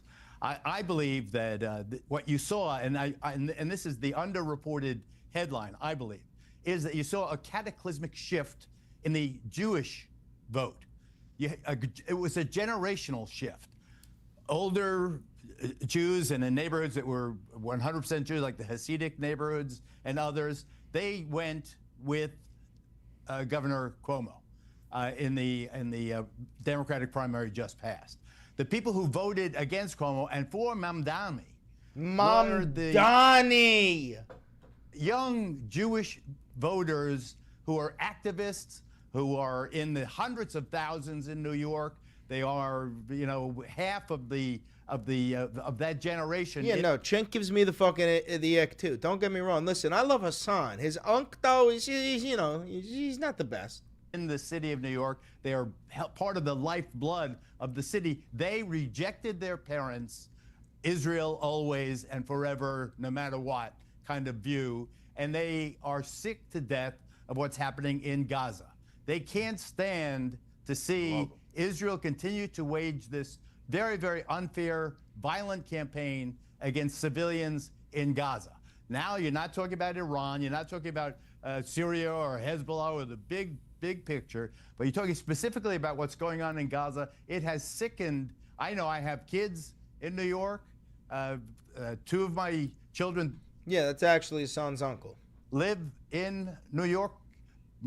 Two now, I just hesitate because one just moved, but two live in New York. They vote in New York. I voted for Giuliani. I voted for Bloomberg. But to see these kids are rejecting their parents, Israel always and forever, no matter what, and saying, wait a second, Israel has to be held to the same standard as any other nation. We're not going to let you push us. And we are voting, and they rejected the Democratic establishment candidate and the old school ways, and they embrace something much more energetic and humane and compassionate, I believe. Yeah, and I think also I would add to that, Cuomo is hardly a clean whistle when it comes to candidates. There's a lot of baggage there, which people... No, we're not going to watch this entire interview, but, dude, I mean, and then here's the thing. Fox News, as we've been watching, we've been live streaming for a while, Fox News is losing their fucking mind over Zoran. Let's see. Uprising in the Middle East, you can attack. This is live. This is live. That means you can do it anywhere. They can't get his name out of their fucking mouth. Police speech. Yet at the same time, he is saying, I am going to crack down on quote unquote bigotry and hate speech in the 5 boroughs. And he mentions MAGA, naturally, of course. So that's very contradictory. Let's remember something. He got in because I would argue he's the first guy to truly weaponize. This is the first TikTok campaign. Yep. He's the one who figured out how to weaponize TikTok to get him in. So when you consider the fact that it's received wisdom on both, brother, they knocked on over 3 million doors. Influence operation, which it is. Okay, the American TikTok looks very different from the TikTok that you get in Beijing. If that's the case, is it any shock that his electorate tracks closer to Beijing than it does to New York or Washington? Oh my God! Because that's what they're getting. They're getting Beijing's message. Now, I'm not saying he's a Beijing agent, he's a Chinese agent, he's part of the CCP. I'm not alleging that, but it's the ideology. And that's just basically there. Real quick, let's go through the metrics of the vote since you bring it up. What he's doing right now is he understands that chances are Cuomo's not going to be there by game day, which means his main adversary is going to be Eric Adams. So what he's doing is he's leaning very hard into the black vote. He knows that Adams is going to peel that off. So that's why you see him. He's meeting with the Reverend Al. He's with Spike Lee. He's quoting all of a sudden he's talking about Reverend King, which you've never heard him do. And he's doing this thing. Well, I said white. I didn't mean white. What he's trying to do is peel off 10%, 15% of the black vote. Because remember something, Cuomo got the black vote over him. He knows that. He's a clever politician. But let me just close by saying this. This is the fault, in my estimation, and it is a fault, because this is just a disaster. We got 8 years of this guy's going to be nothing left in New York. All right. This is the fault nothing of the teachers. left, he says. Yep, because the kids don't they understand think the fucking city's going to burn. Name anywhere, a socialist/communist regime, and he is a communist, according to all the specific, I could go through it. He tracks to all the communist ideology. He's talking about seizing the means of production. I mean, that's right out of Marx. Fuck yeah. Punting on that. The bottom line is, if you look at anybody who inhabits the space he inhabits throughout history, not one has ever succeeded without because the Western world has coup d'etat every single Russia, one of them. Cambodia, Cuba, Venezuela. They're all nightmare regimes. Essentially, New Yorkers of a certain age, under 25, completely ignorant, are voting for a guy who is telling them, I am the state. I'm going to make the decisions. You run it, go ahead. That's what they're doing. Greg, within about 2 years of becoming a U.S. citizen, he was joining so protests stupid. demanding statues of founding fathers be taken down and calling America a racist country. And that's the kind of thing that really turns people against overall. Like, you get the polarization that gets stronger.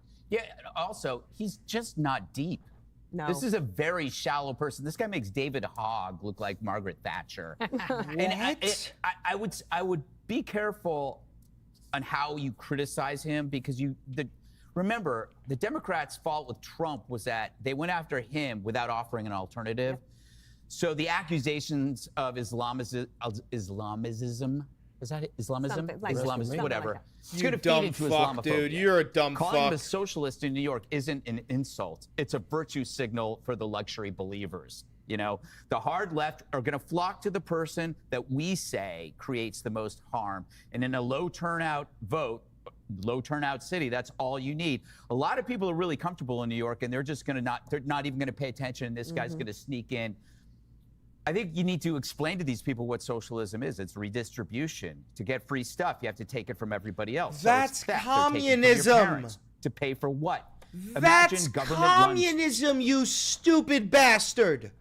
He's not a fucking communist. He said it 1,000,000 fucking times. And depressing it's going to be.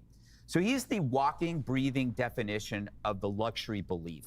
That is the stance that only the elites can endure, because the brunt of the policies will destroy the lower class. They can't afford this. So it's easy, like you said, to vote for defunding the police if you have private security. It's easy to promote sanctuary cities when you don't live near the Roosevelt Hotel, or you're not competing for jobs in which the wages keep getting lower and lower. So I would just, for people that don't know this guy, remember, it wasn't Daniel Penny he defended. It was the deranged perpetrator, Jordan Neely, a psychopath who threatened to kill citizens in the New York City subway, who was a violent offender. That's the choice he made. So if you vote for this guy, you're making that choice too. This guy will send New York City back to the swirling muck that it once was in the 70s. So by that logic, you're saying that everybody who voted for Donald Trump supports rape because he's a rapist. Oh my God. The worst part about it is, you know, what do we do? You know, I live in a neighborhood where a woman was nearly murdered around the corner from me by a deranged homeless guy. One guy was murdered 2 doors from me in the end of the last summer. What could happen? Like, when do we move? Like, when does a company decide that it's no longer safe for its workers to be here? Yeah. You know, that's a decision, because you know what? I love having a career. Actually think New York City is going to adopt Sharia law and it's just going to fucking burn down and look like Gotham and just crime. These people are insane, dog. Insane. The vast majority of people have faith, and that's what people have to pay attention to. Well, we'll see what happens. I also think that both parties are failing to provide true economic policy options that give people an opportunity and hope so that they can also realize the American dream. So there's an opportunity there. Click here to subscribe to the Fox News YouTube page to catch our hottest interviews and Jesus Christ. I mean, listen. You're seeing it here. I mean, listen, Zoran's going to get attacked on all sides. You saw Hakeem Jeffries wouldn't endorse him. Chuck Schumer's probably not going to endorse him. I mean, a lot of the Democrats are going to abandon him. This is what it is to be a socialist. It's to get attacked on all sides. You get attacked by the Republicans. You get attacked by the Democrats. You get attacked by everybody. But listen, stay Zoran strong. I'm going to be helping. I'm going to be door knocking. I'm going to be canvassing all throughout New York, trying to help the white Italians vote for Zoran. Listen, I'll talk to Avi and see if we can get together something if anybody's in on that. For now, listen, if you're here live, you stay. If you're watching this pre-recorded on YouTube, don't forget to like, comment, subscribe, and hit the notification bell. It costs you nothing, and it helps me immensely. If you do want to spend some money to help me out, because this is real independent media and I have no funding, you could become a member for $5. You could buy merch for $5. You could buy, you can become a member for $5. You can become a patron for $5. You could buy merch. You could use the discount code, and you can just send me money. Other than that, click that video right over there. I promise you it's a banger, and I know bangers. Incredible, incredible, incredible, incredible, incredible, incredible, incredible.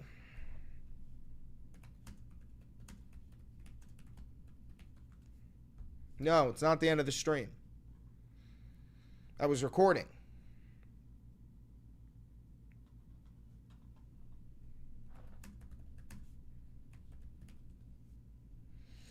And I know bangers. All right, let's make a thummy. Let's make a thummy, huh? Quick thummy.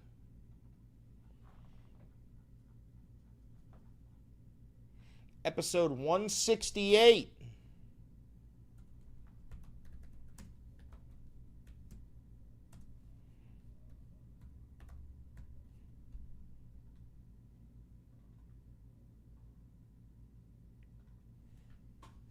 Somebody check for me. I think that is an incorrect number. What is this next episode supposed to be? Check the Valenti VOD. What was the last episode of Valenti VOD?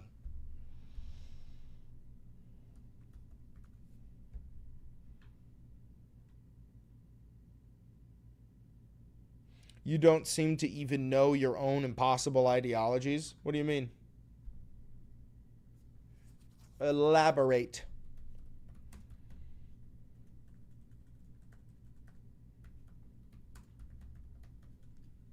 $166 was the last? Okay, so the next one is $167. Okay. I love sin. Hello, Avi. How are you, bud?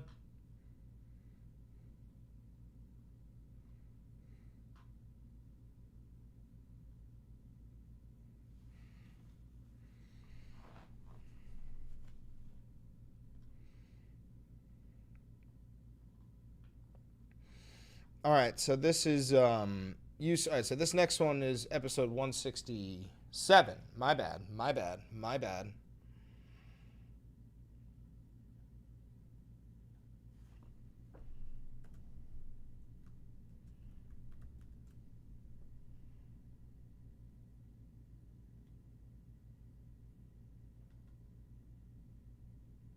Got it. Chris, phone, I sent you a funny.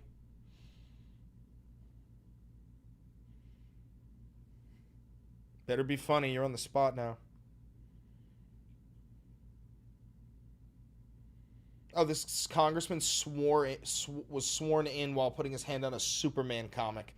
Dude, if you don't have to use the Bible, then when I get sworn in, I'm using fucking Lord of the Rings. Verbatim. Derecho.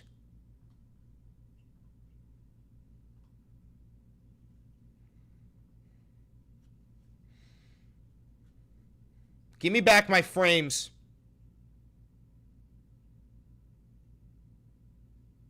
Give me back my frames.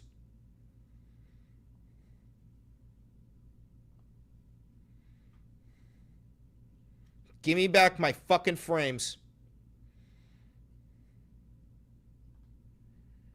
You guys are assholes.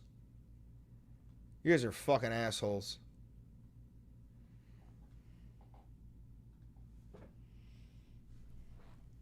Oh, wait, no, the frames are back, so now I just look like a fucking idiot. Shit. Oh, that was embarrassing as fuck.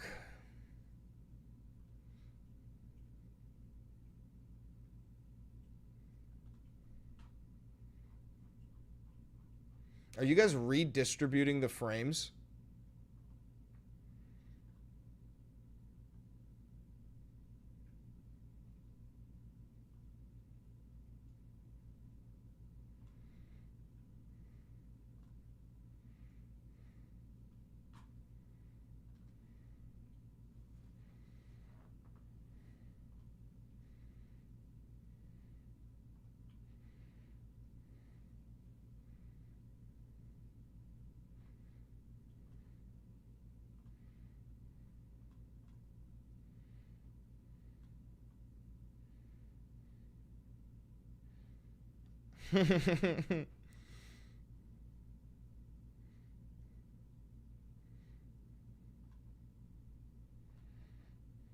It's Mamdani. It's Mamdushi. Mamdussy.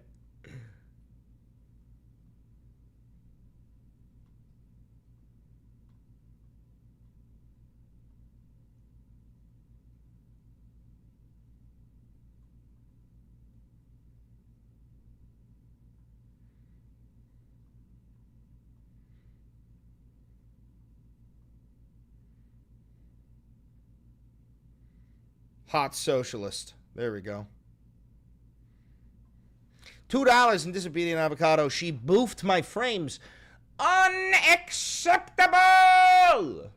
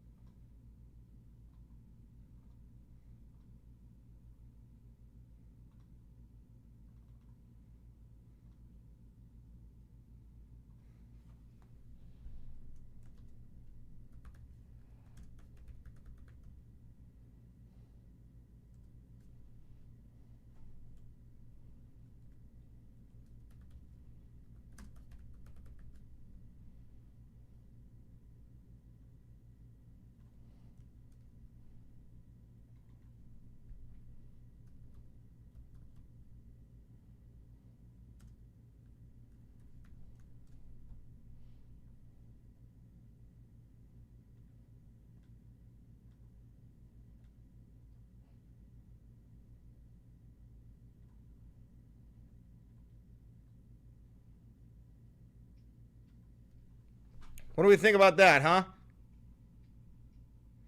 You guys dig it? Check it out. You dig? You dig?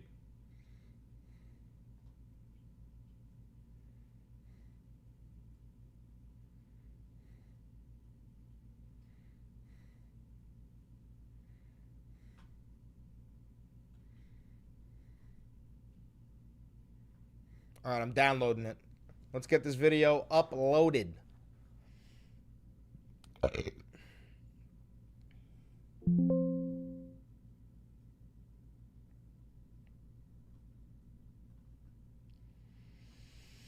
Hot socialist, Mamdani. It's Mamdussy. Mamdussy. You don't know shit about Mamduss. Give me back my frames!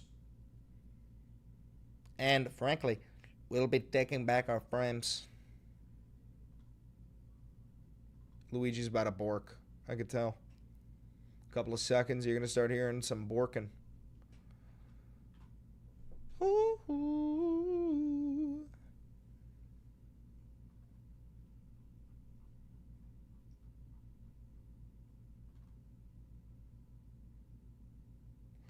Where's the picture? I saved the picture. Where is it?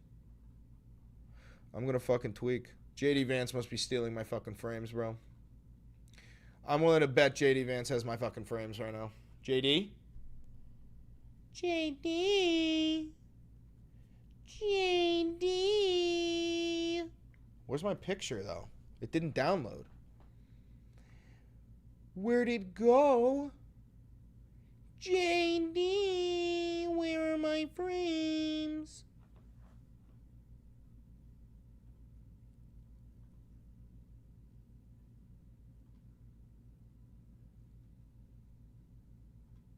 Just wanted to frighten you. Is that okay?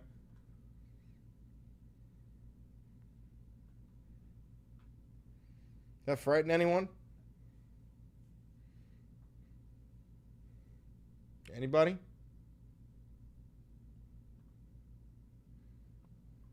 Did that frighten anybody? I hope it did.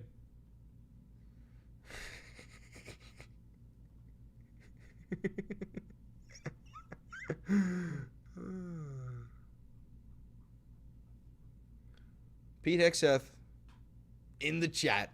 Oh, no, not Pete Hexeth in the chat. All right, I need a title.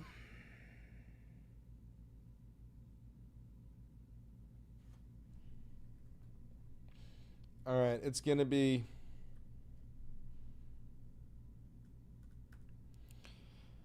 Fox Watch.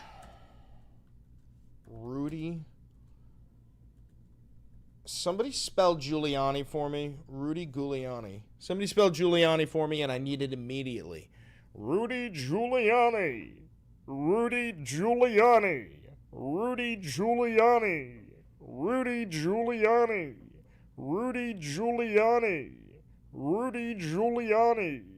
Rudy Giuliani. Rudy Giuliani. Watch. Rudy Giuliani goes full Islamophobe.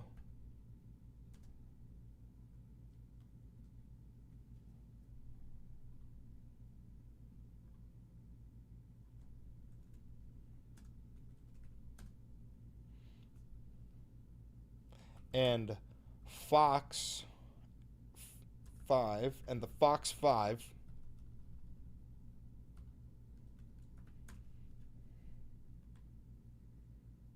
Rudy Giuliani. Rudy Giuliani. Rudy Giuliani. Shit, I got a new stem. Ladies and gentlemen, a new stem has hit the towers.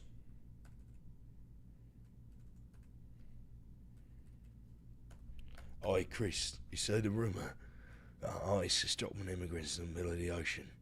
Yeah, mate, I checked it out already. There's no confirmation. It's just a rumor. Rudy Giuliani goes full Islamophobe.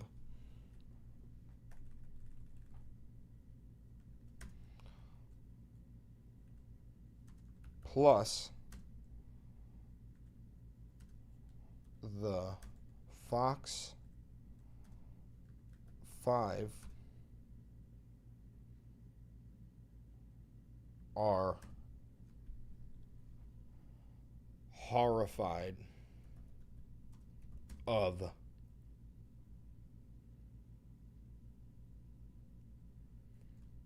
Zoran. I wonder if that's going to be too long of a title. Let's find out. A 1, a 2, a 3. Rudy Giuliani goes full Islamophobe.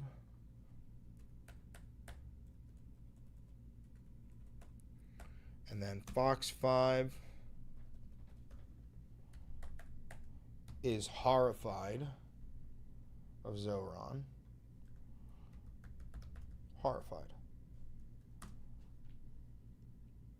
No issues were found with the video. That's fantastic.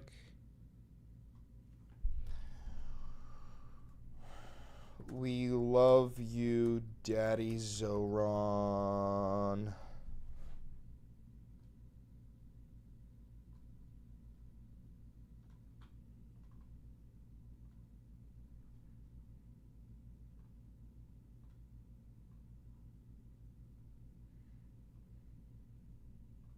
Nope, there is no AI in my video. I promise. I swear to God I'm real.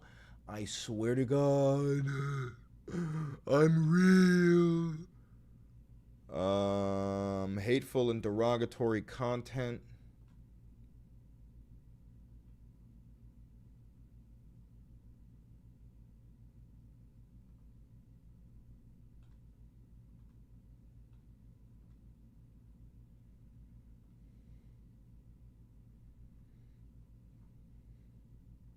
End screen. Most recent upload.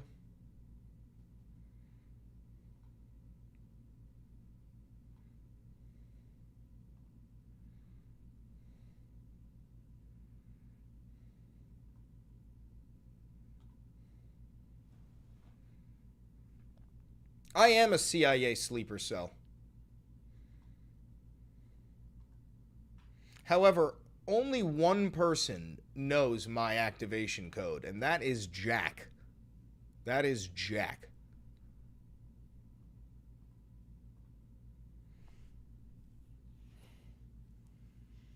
There is no need to worry. As long as Jackie Boy does not drop the activation phrase, we will be fine.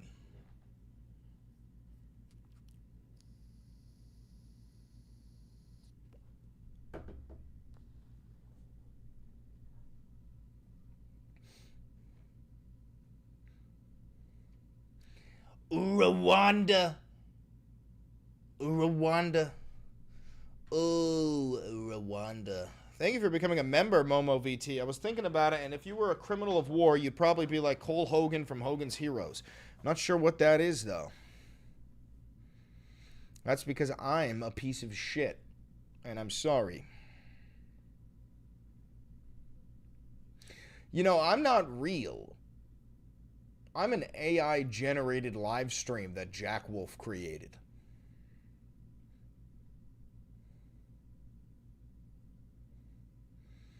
I'm so annoyed Trump got that Rwanda peace deal. Why, bro?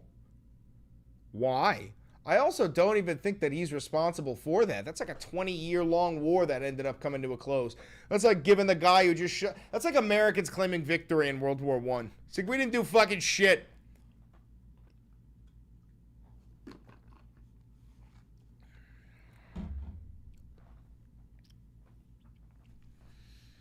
我们齐尽助力去上上，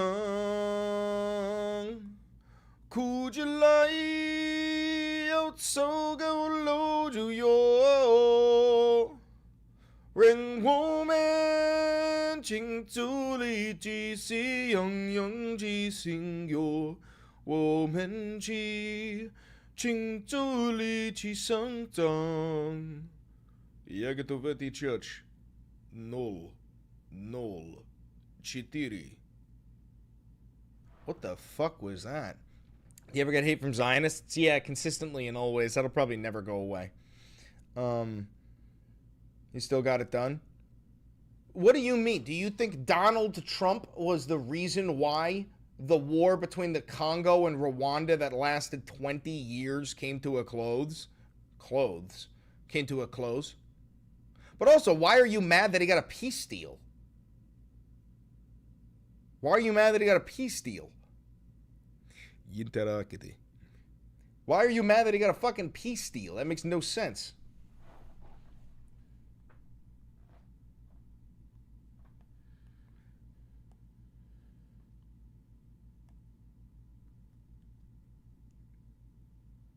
Yeah, that's what Donnie does. Donnie takes dubs that are not his.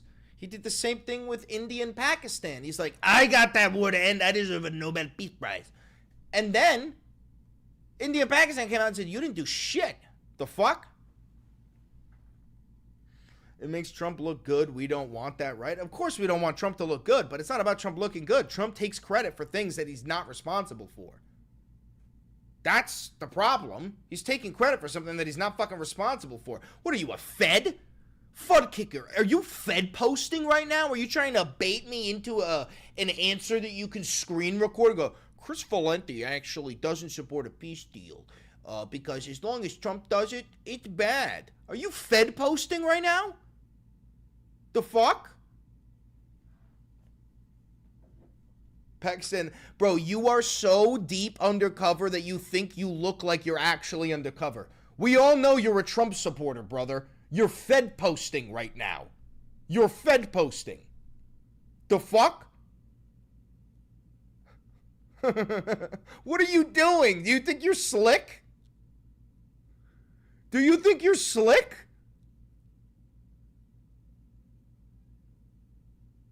The fuck?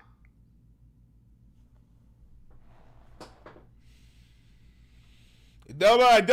No, don't whack a Fed. Don't whack the Fed. I want to hear what he says first. I want to see what he's gonna say. What? Menchie. You are paranoid. Oh God.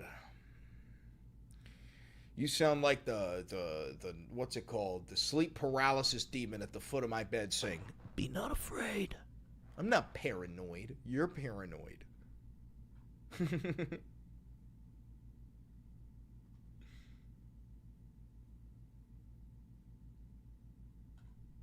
Tom Tillis and Don Bacon are not political rock stars. They don't burn up. The Hat Man does not respect boundaries. Social media or appear day and night on cable TV. They keep, by Washington standards, a low and often bipartisan profile. As Republicans, this makes them rare, and as it turns out, burned out. Tillis, a two-term senator from North Carolina, announced this weekend he will not seek re-election. Bacon, a five-term congressman from Nebraska, announced the same today. Tillis opposes President Trump's economic bill, arguing it cuts Medicaid too deeply and will harm hundreds of thousands in North Carolina. Bacon told the Wall Street Journal today he's not sure if he will support the president's cherished bill. His retirement, however, gives him flexibility to incur Trump's wrath, something that Bacon, like Tillis, has done before, despite siding with Trump's agenda nearly all of the time. But nearly all is not all. And that gap, however small, bro, I get death threats every day, Bad Santa. You know how I deal with it? By knowing that these fucking people, 95% of them are just shithead cowards behind a fucking computer screen. Who gives a fuck, bro? Judge me by my enemies. That's all I say. If you can tell who hates me, then you can tell what I truly believe in. And I'm hated by fucking Nazis and swine. President provokes threats of a primary and ensuing political strife that for Tillis and Bacon just isn't worth it. Not anymore. All of this, in due course, will be overtaken by the fate of the economic bill itself, which is going through a lengthy series of votes on the Senate floor as we speak. And for the latest on that, we turn, quite literally, to Caitlin Louis Burns on Capitol Hill. Caitlin, first of all, thanks for anchoring in my absence. You did a splendid job. Catch us up on what's going on in the Capitol. Well, Major, I can personally attest that you have very, very large shoes. I don't know if our audience can see them, but your shoes are very large. I know in my experience trying to fill them. But congratulations to you and your family on a wonderful wedding that I know was wonderful. Here in the Capitol, it has been a day of everybody hanging out on the Senate floor. And what I mean by that is, over the weekend, they voted to proceed with this bill, and now it's amendment time. Here in the Senate, it's called vote-a-rama. I personally don't like that word, but that's what it's called. And that's basically where lawmakers have the chance to propose any sort of amendment that they want and see if it gets through. Now, for Democrats, that means putting messaging bills on the floor and trying to get their Republican colleagues on the other side to be on record on certain issues. For Republicans, for some Republicans at least, it includes making fixes to the bill. Some amendments are going to be targeted at Medicaid, some at the tax Yo, mind you, this is a 985-page fucking bill, dog. Energy credits. And then others are adding some of their kind of wish list items that they know will not likely make it through, but also ways to put Democrats on record. So that is all happening now. It's been going on all day. It's going to go on through the wee hours of tomorrow morning. And Senate aides tell us that they're expecting a vote, final passage on this tomorrow. But the big question, as you well know, is what happens next when it has to go back to the House. So, Caitlin, I want to refer to a graphic we have made about the newest Congressional Budget Office estimates of what this bill in the Senate, if it became law, would do to the deficit. Shit! A $3.3 trillion increase to the fucking to the deficit? What the fuck? Brother, do you want to just destroy everything? Over the next 10 years. $3.3 trillion added. And in that context, I want to read to you something that Elon Musk, someone we continuously talk about on this program, just posted.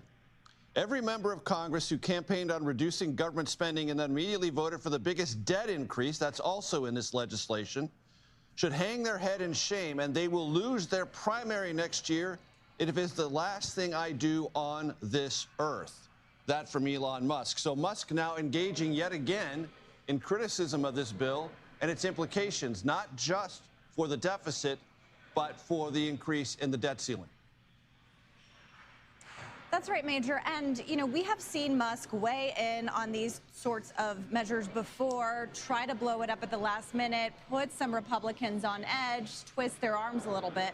But this is the first time that we are seeing this come from him as he is kind of outside the president's inner circle at this point, meaning he no longer is working at the White House. And I can tell you, just talking to Republicans up here and Republican operatives as well, it's more Donald Trump that has the power over these lawmakers. But Musk has the money. And in some cases, these lawmakers want that kind of money in their races. In others, they feel like he has a toxic brand and don't necessarily want his name stamped all over them. So whether this tweet from Musk and this threat, and I call it a threat because we have to wait and see if he does, in fact, put his money where his mouth is, whether that does sway Republicans at this point. But according to my reporting and my conversations, they're likely more beholden to President Trump and not as much Musk, because they like to point out that their constituents voted for Trump and not the billionaire. Dude, everybody knew that, if you were voting for Donald Trump, you were voting for billionaires. He surrounded himself with billionaires. We knew this from the fucking beginning. I mean, Donald Trump always wanted to be a billionaire. He always wanted to be accepted into those circles, but they never fucking did, so he bought his way in.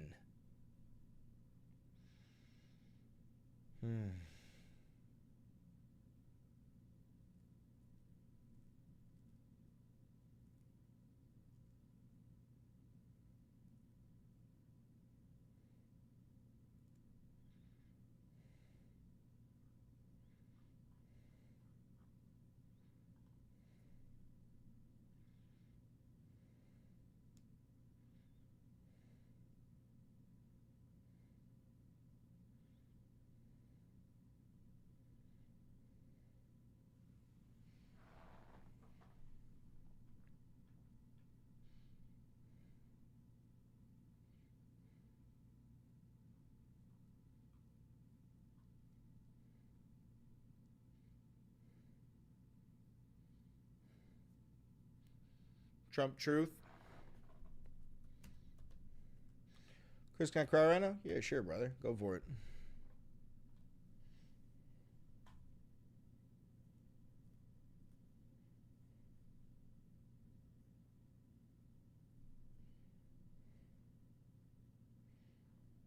Guess he's done pooping.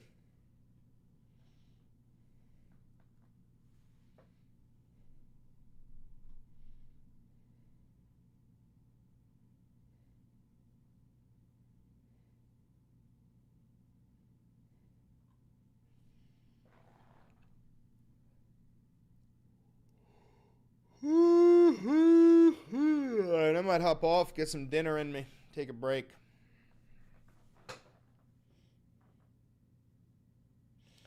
Deja Fox in Arizona. In a primary, she asked the others if they pledged to never take AIPAC money, and it was crickets. Yeah, that makes sense. A lot of them would, because it's the easiest money of their life, bro. You don't get to do anything. You just get the money, and then you never talk bad about Israel.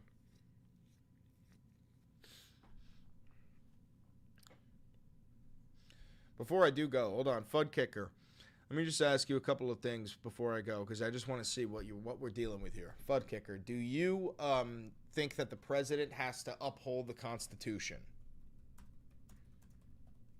Do you think that the President of the United States has to uphold the Constitution?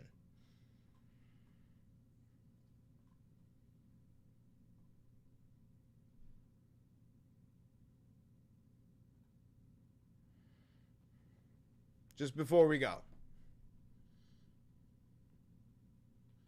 You can ban him in a second. I want to see.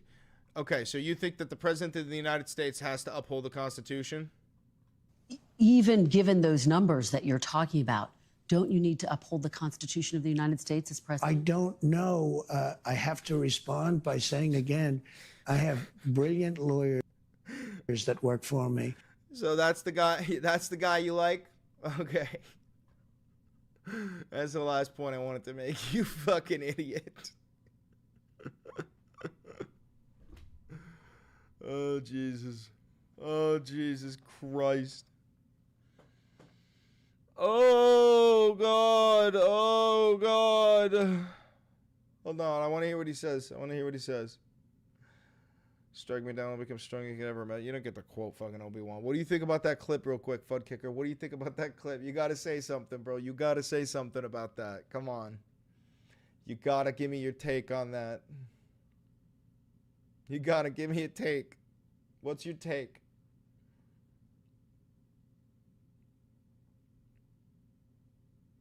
Show it again? Motherfucker. I'll show it one more time. I closed the tab, you son of a bitch, but I'll reopen it. Give me back my frames. Give me back my frames. Frames. Let's see. Have you, wait, hold on, Fud Kicker. Did you not see that interview? That whole fucking interview? This is a while ago. You've not seen this interview? So let's talk about this, because obviously you've had a back and forth with the Supreme Court. In a 9-0 decision, the Supreme Court directed your administration to facilitate the return. You've talked about this in the past. But even given those numbers that you're talking about, don't you need to uphold the Constitution of the United States as president? I don't know. I have to respond by saying again, I have brilliant lawyers that work for me, and they are going to obviously follow what the Supreme Court said. Bro, when you ask the President of the United States if he has to uphold the Constitution, and his response is, I don't know, like, that has to give you some concern, bro. Fud Kicker, does that really not give you any concern? Not, because, like, if that doesn't give you any concern, I don't care about your political opinion. It's useless.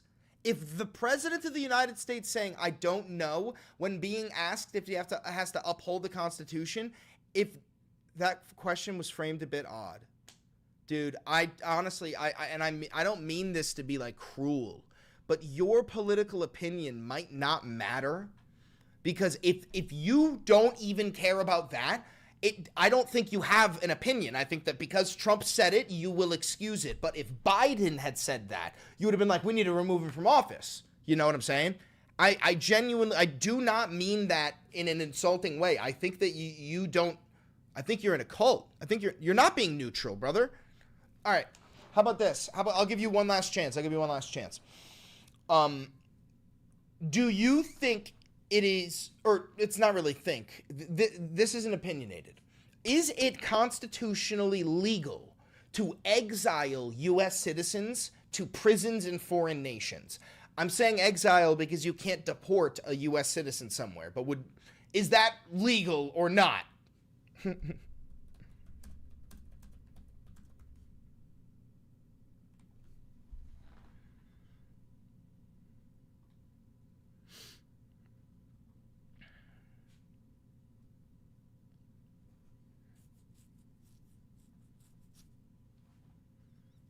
Come on, Fud. Is that legal or not?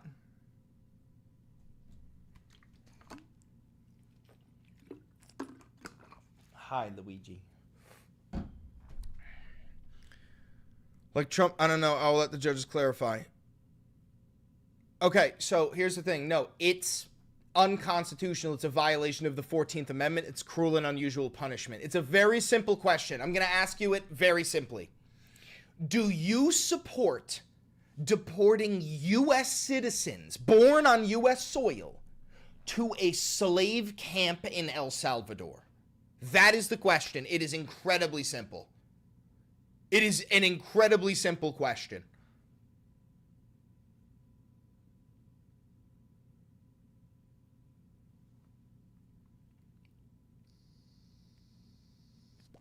Not a slave camp? Yes, it is. You're talking about Seacot? Seacot is absolutely a slave camp. But again, answer the question.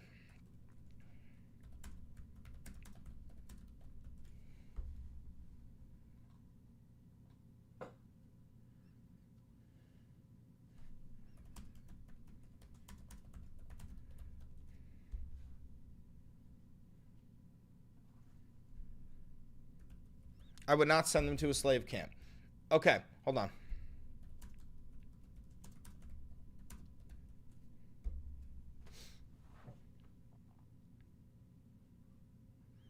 All right, so we're talking about Seacot, this prison in El Salvador.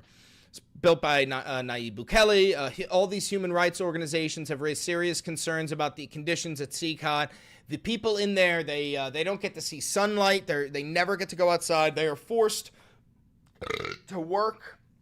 There's allegations of torture. There is forced labor. There are reports and concerns about forced labor within the prisons, okay? So it's a slavery prison, according to this journalist, right? So here's the thing. So we're talking about this facility, okay? So Fud Kicker, do you support sending U.S. citizens born on U.S. soil to this facility? Yes or no? U.S. citizens. Do you support it? Yes or no?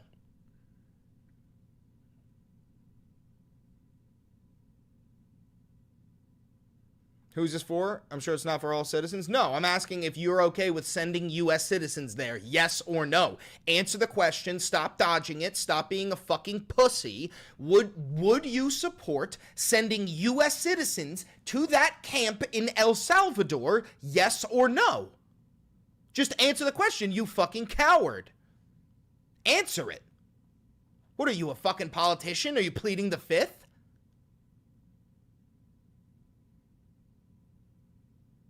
What is a yes or no answer too fucking complicated for you?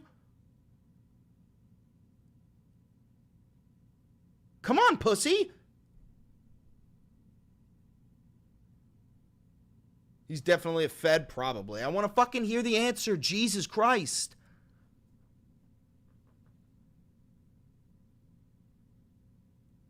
False dichotomy. You would say no normally? Okay, watch this clip. Individuals that aren't foreign aliens but are criminals to El Salvador.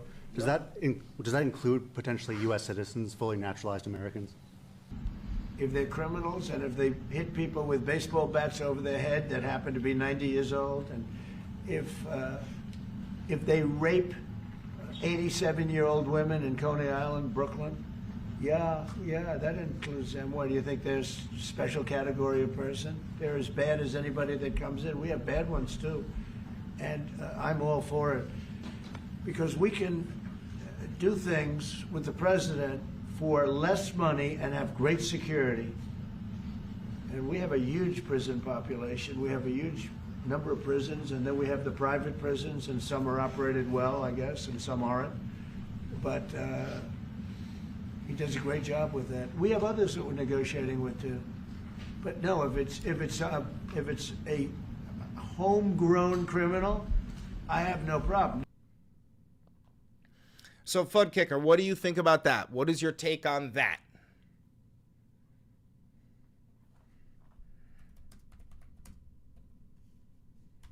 What is your take on that? Come on, focus on me, Fud Kicker, not the chat. Focus on me. What's your take on that?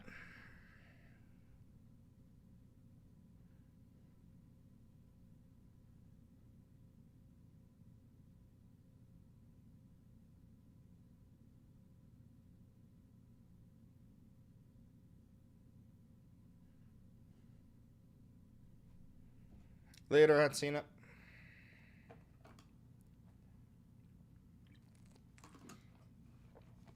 He's worse than a Fed, don't worry. We're going to ban him. I'm almost done with him. I want to keep playing with him for a second. It's good to have a lol cow.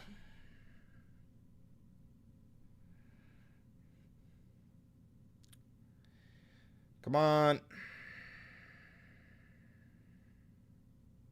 Come on, Fudd.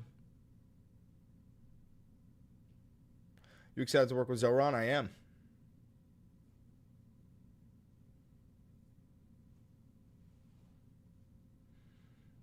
I don't think he's going to have a take on it.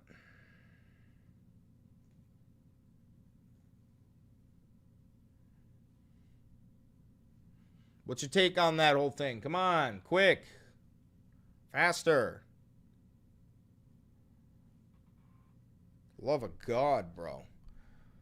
No, what's your take on what we just fucking watched? What's your take on Trump saying he wants to send U.S. citizens to the slave labor camp in El Salvador? What's your fucking take? Come on. What's your take?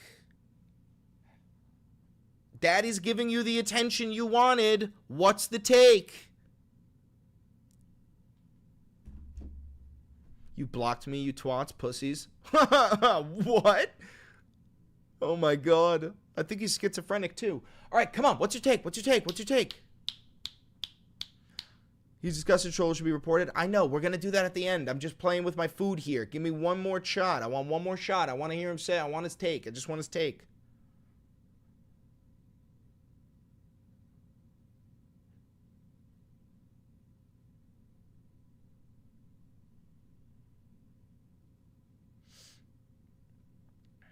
Answer twice. Oh, Jesus. All right, he's just wasting my time. Get rid of him. Later, Fudd Kicker. Get fucked.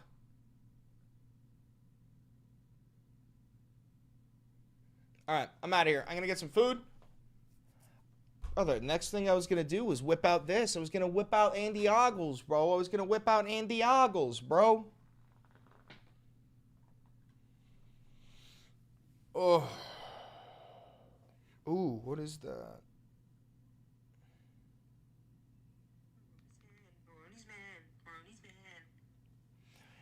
Fellas, do we have Ghost Recon Wildlands or do we have Dead Army 4? Or sorry, Zombie Army 4 Dead War? What do we have? What do we have? What do we have? What do we have?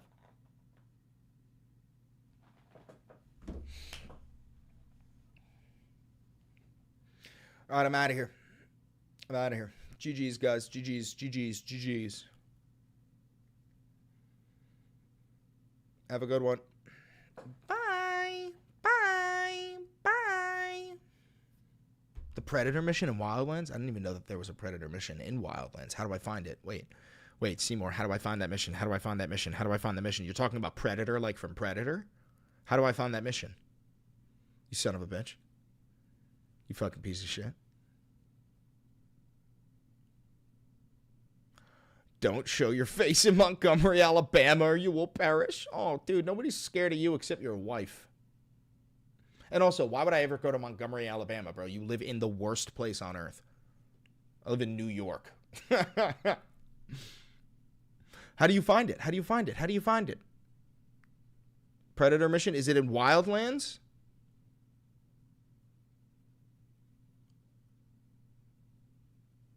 I was kidding, Chris. It's a TikTok meme. Oh, whatever. Is it in Wildlands or Breakpoint?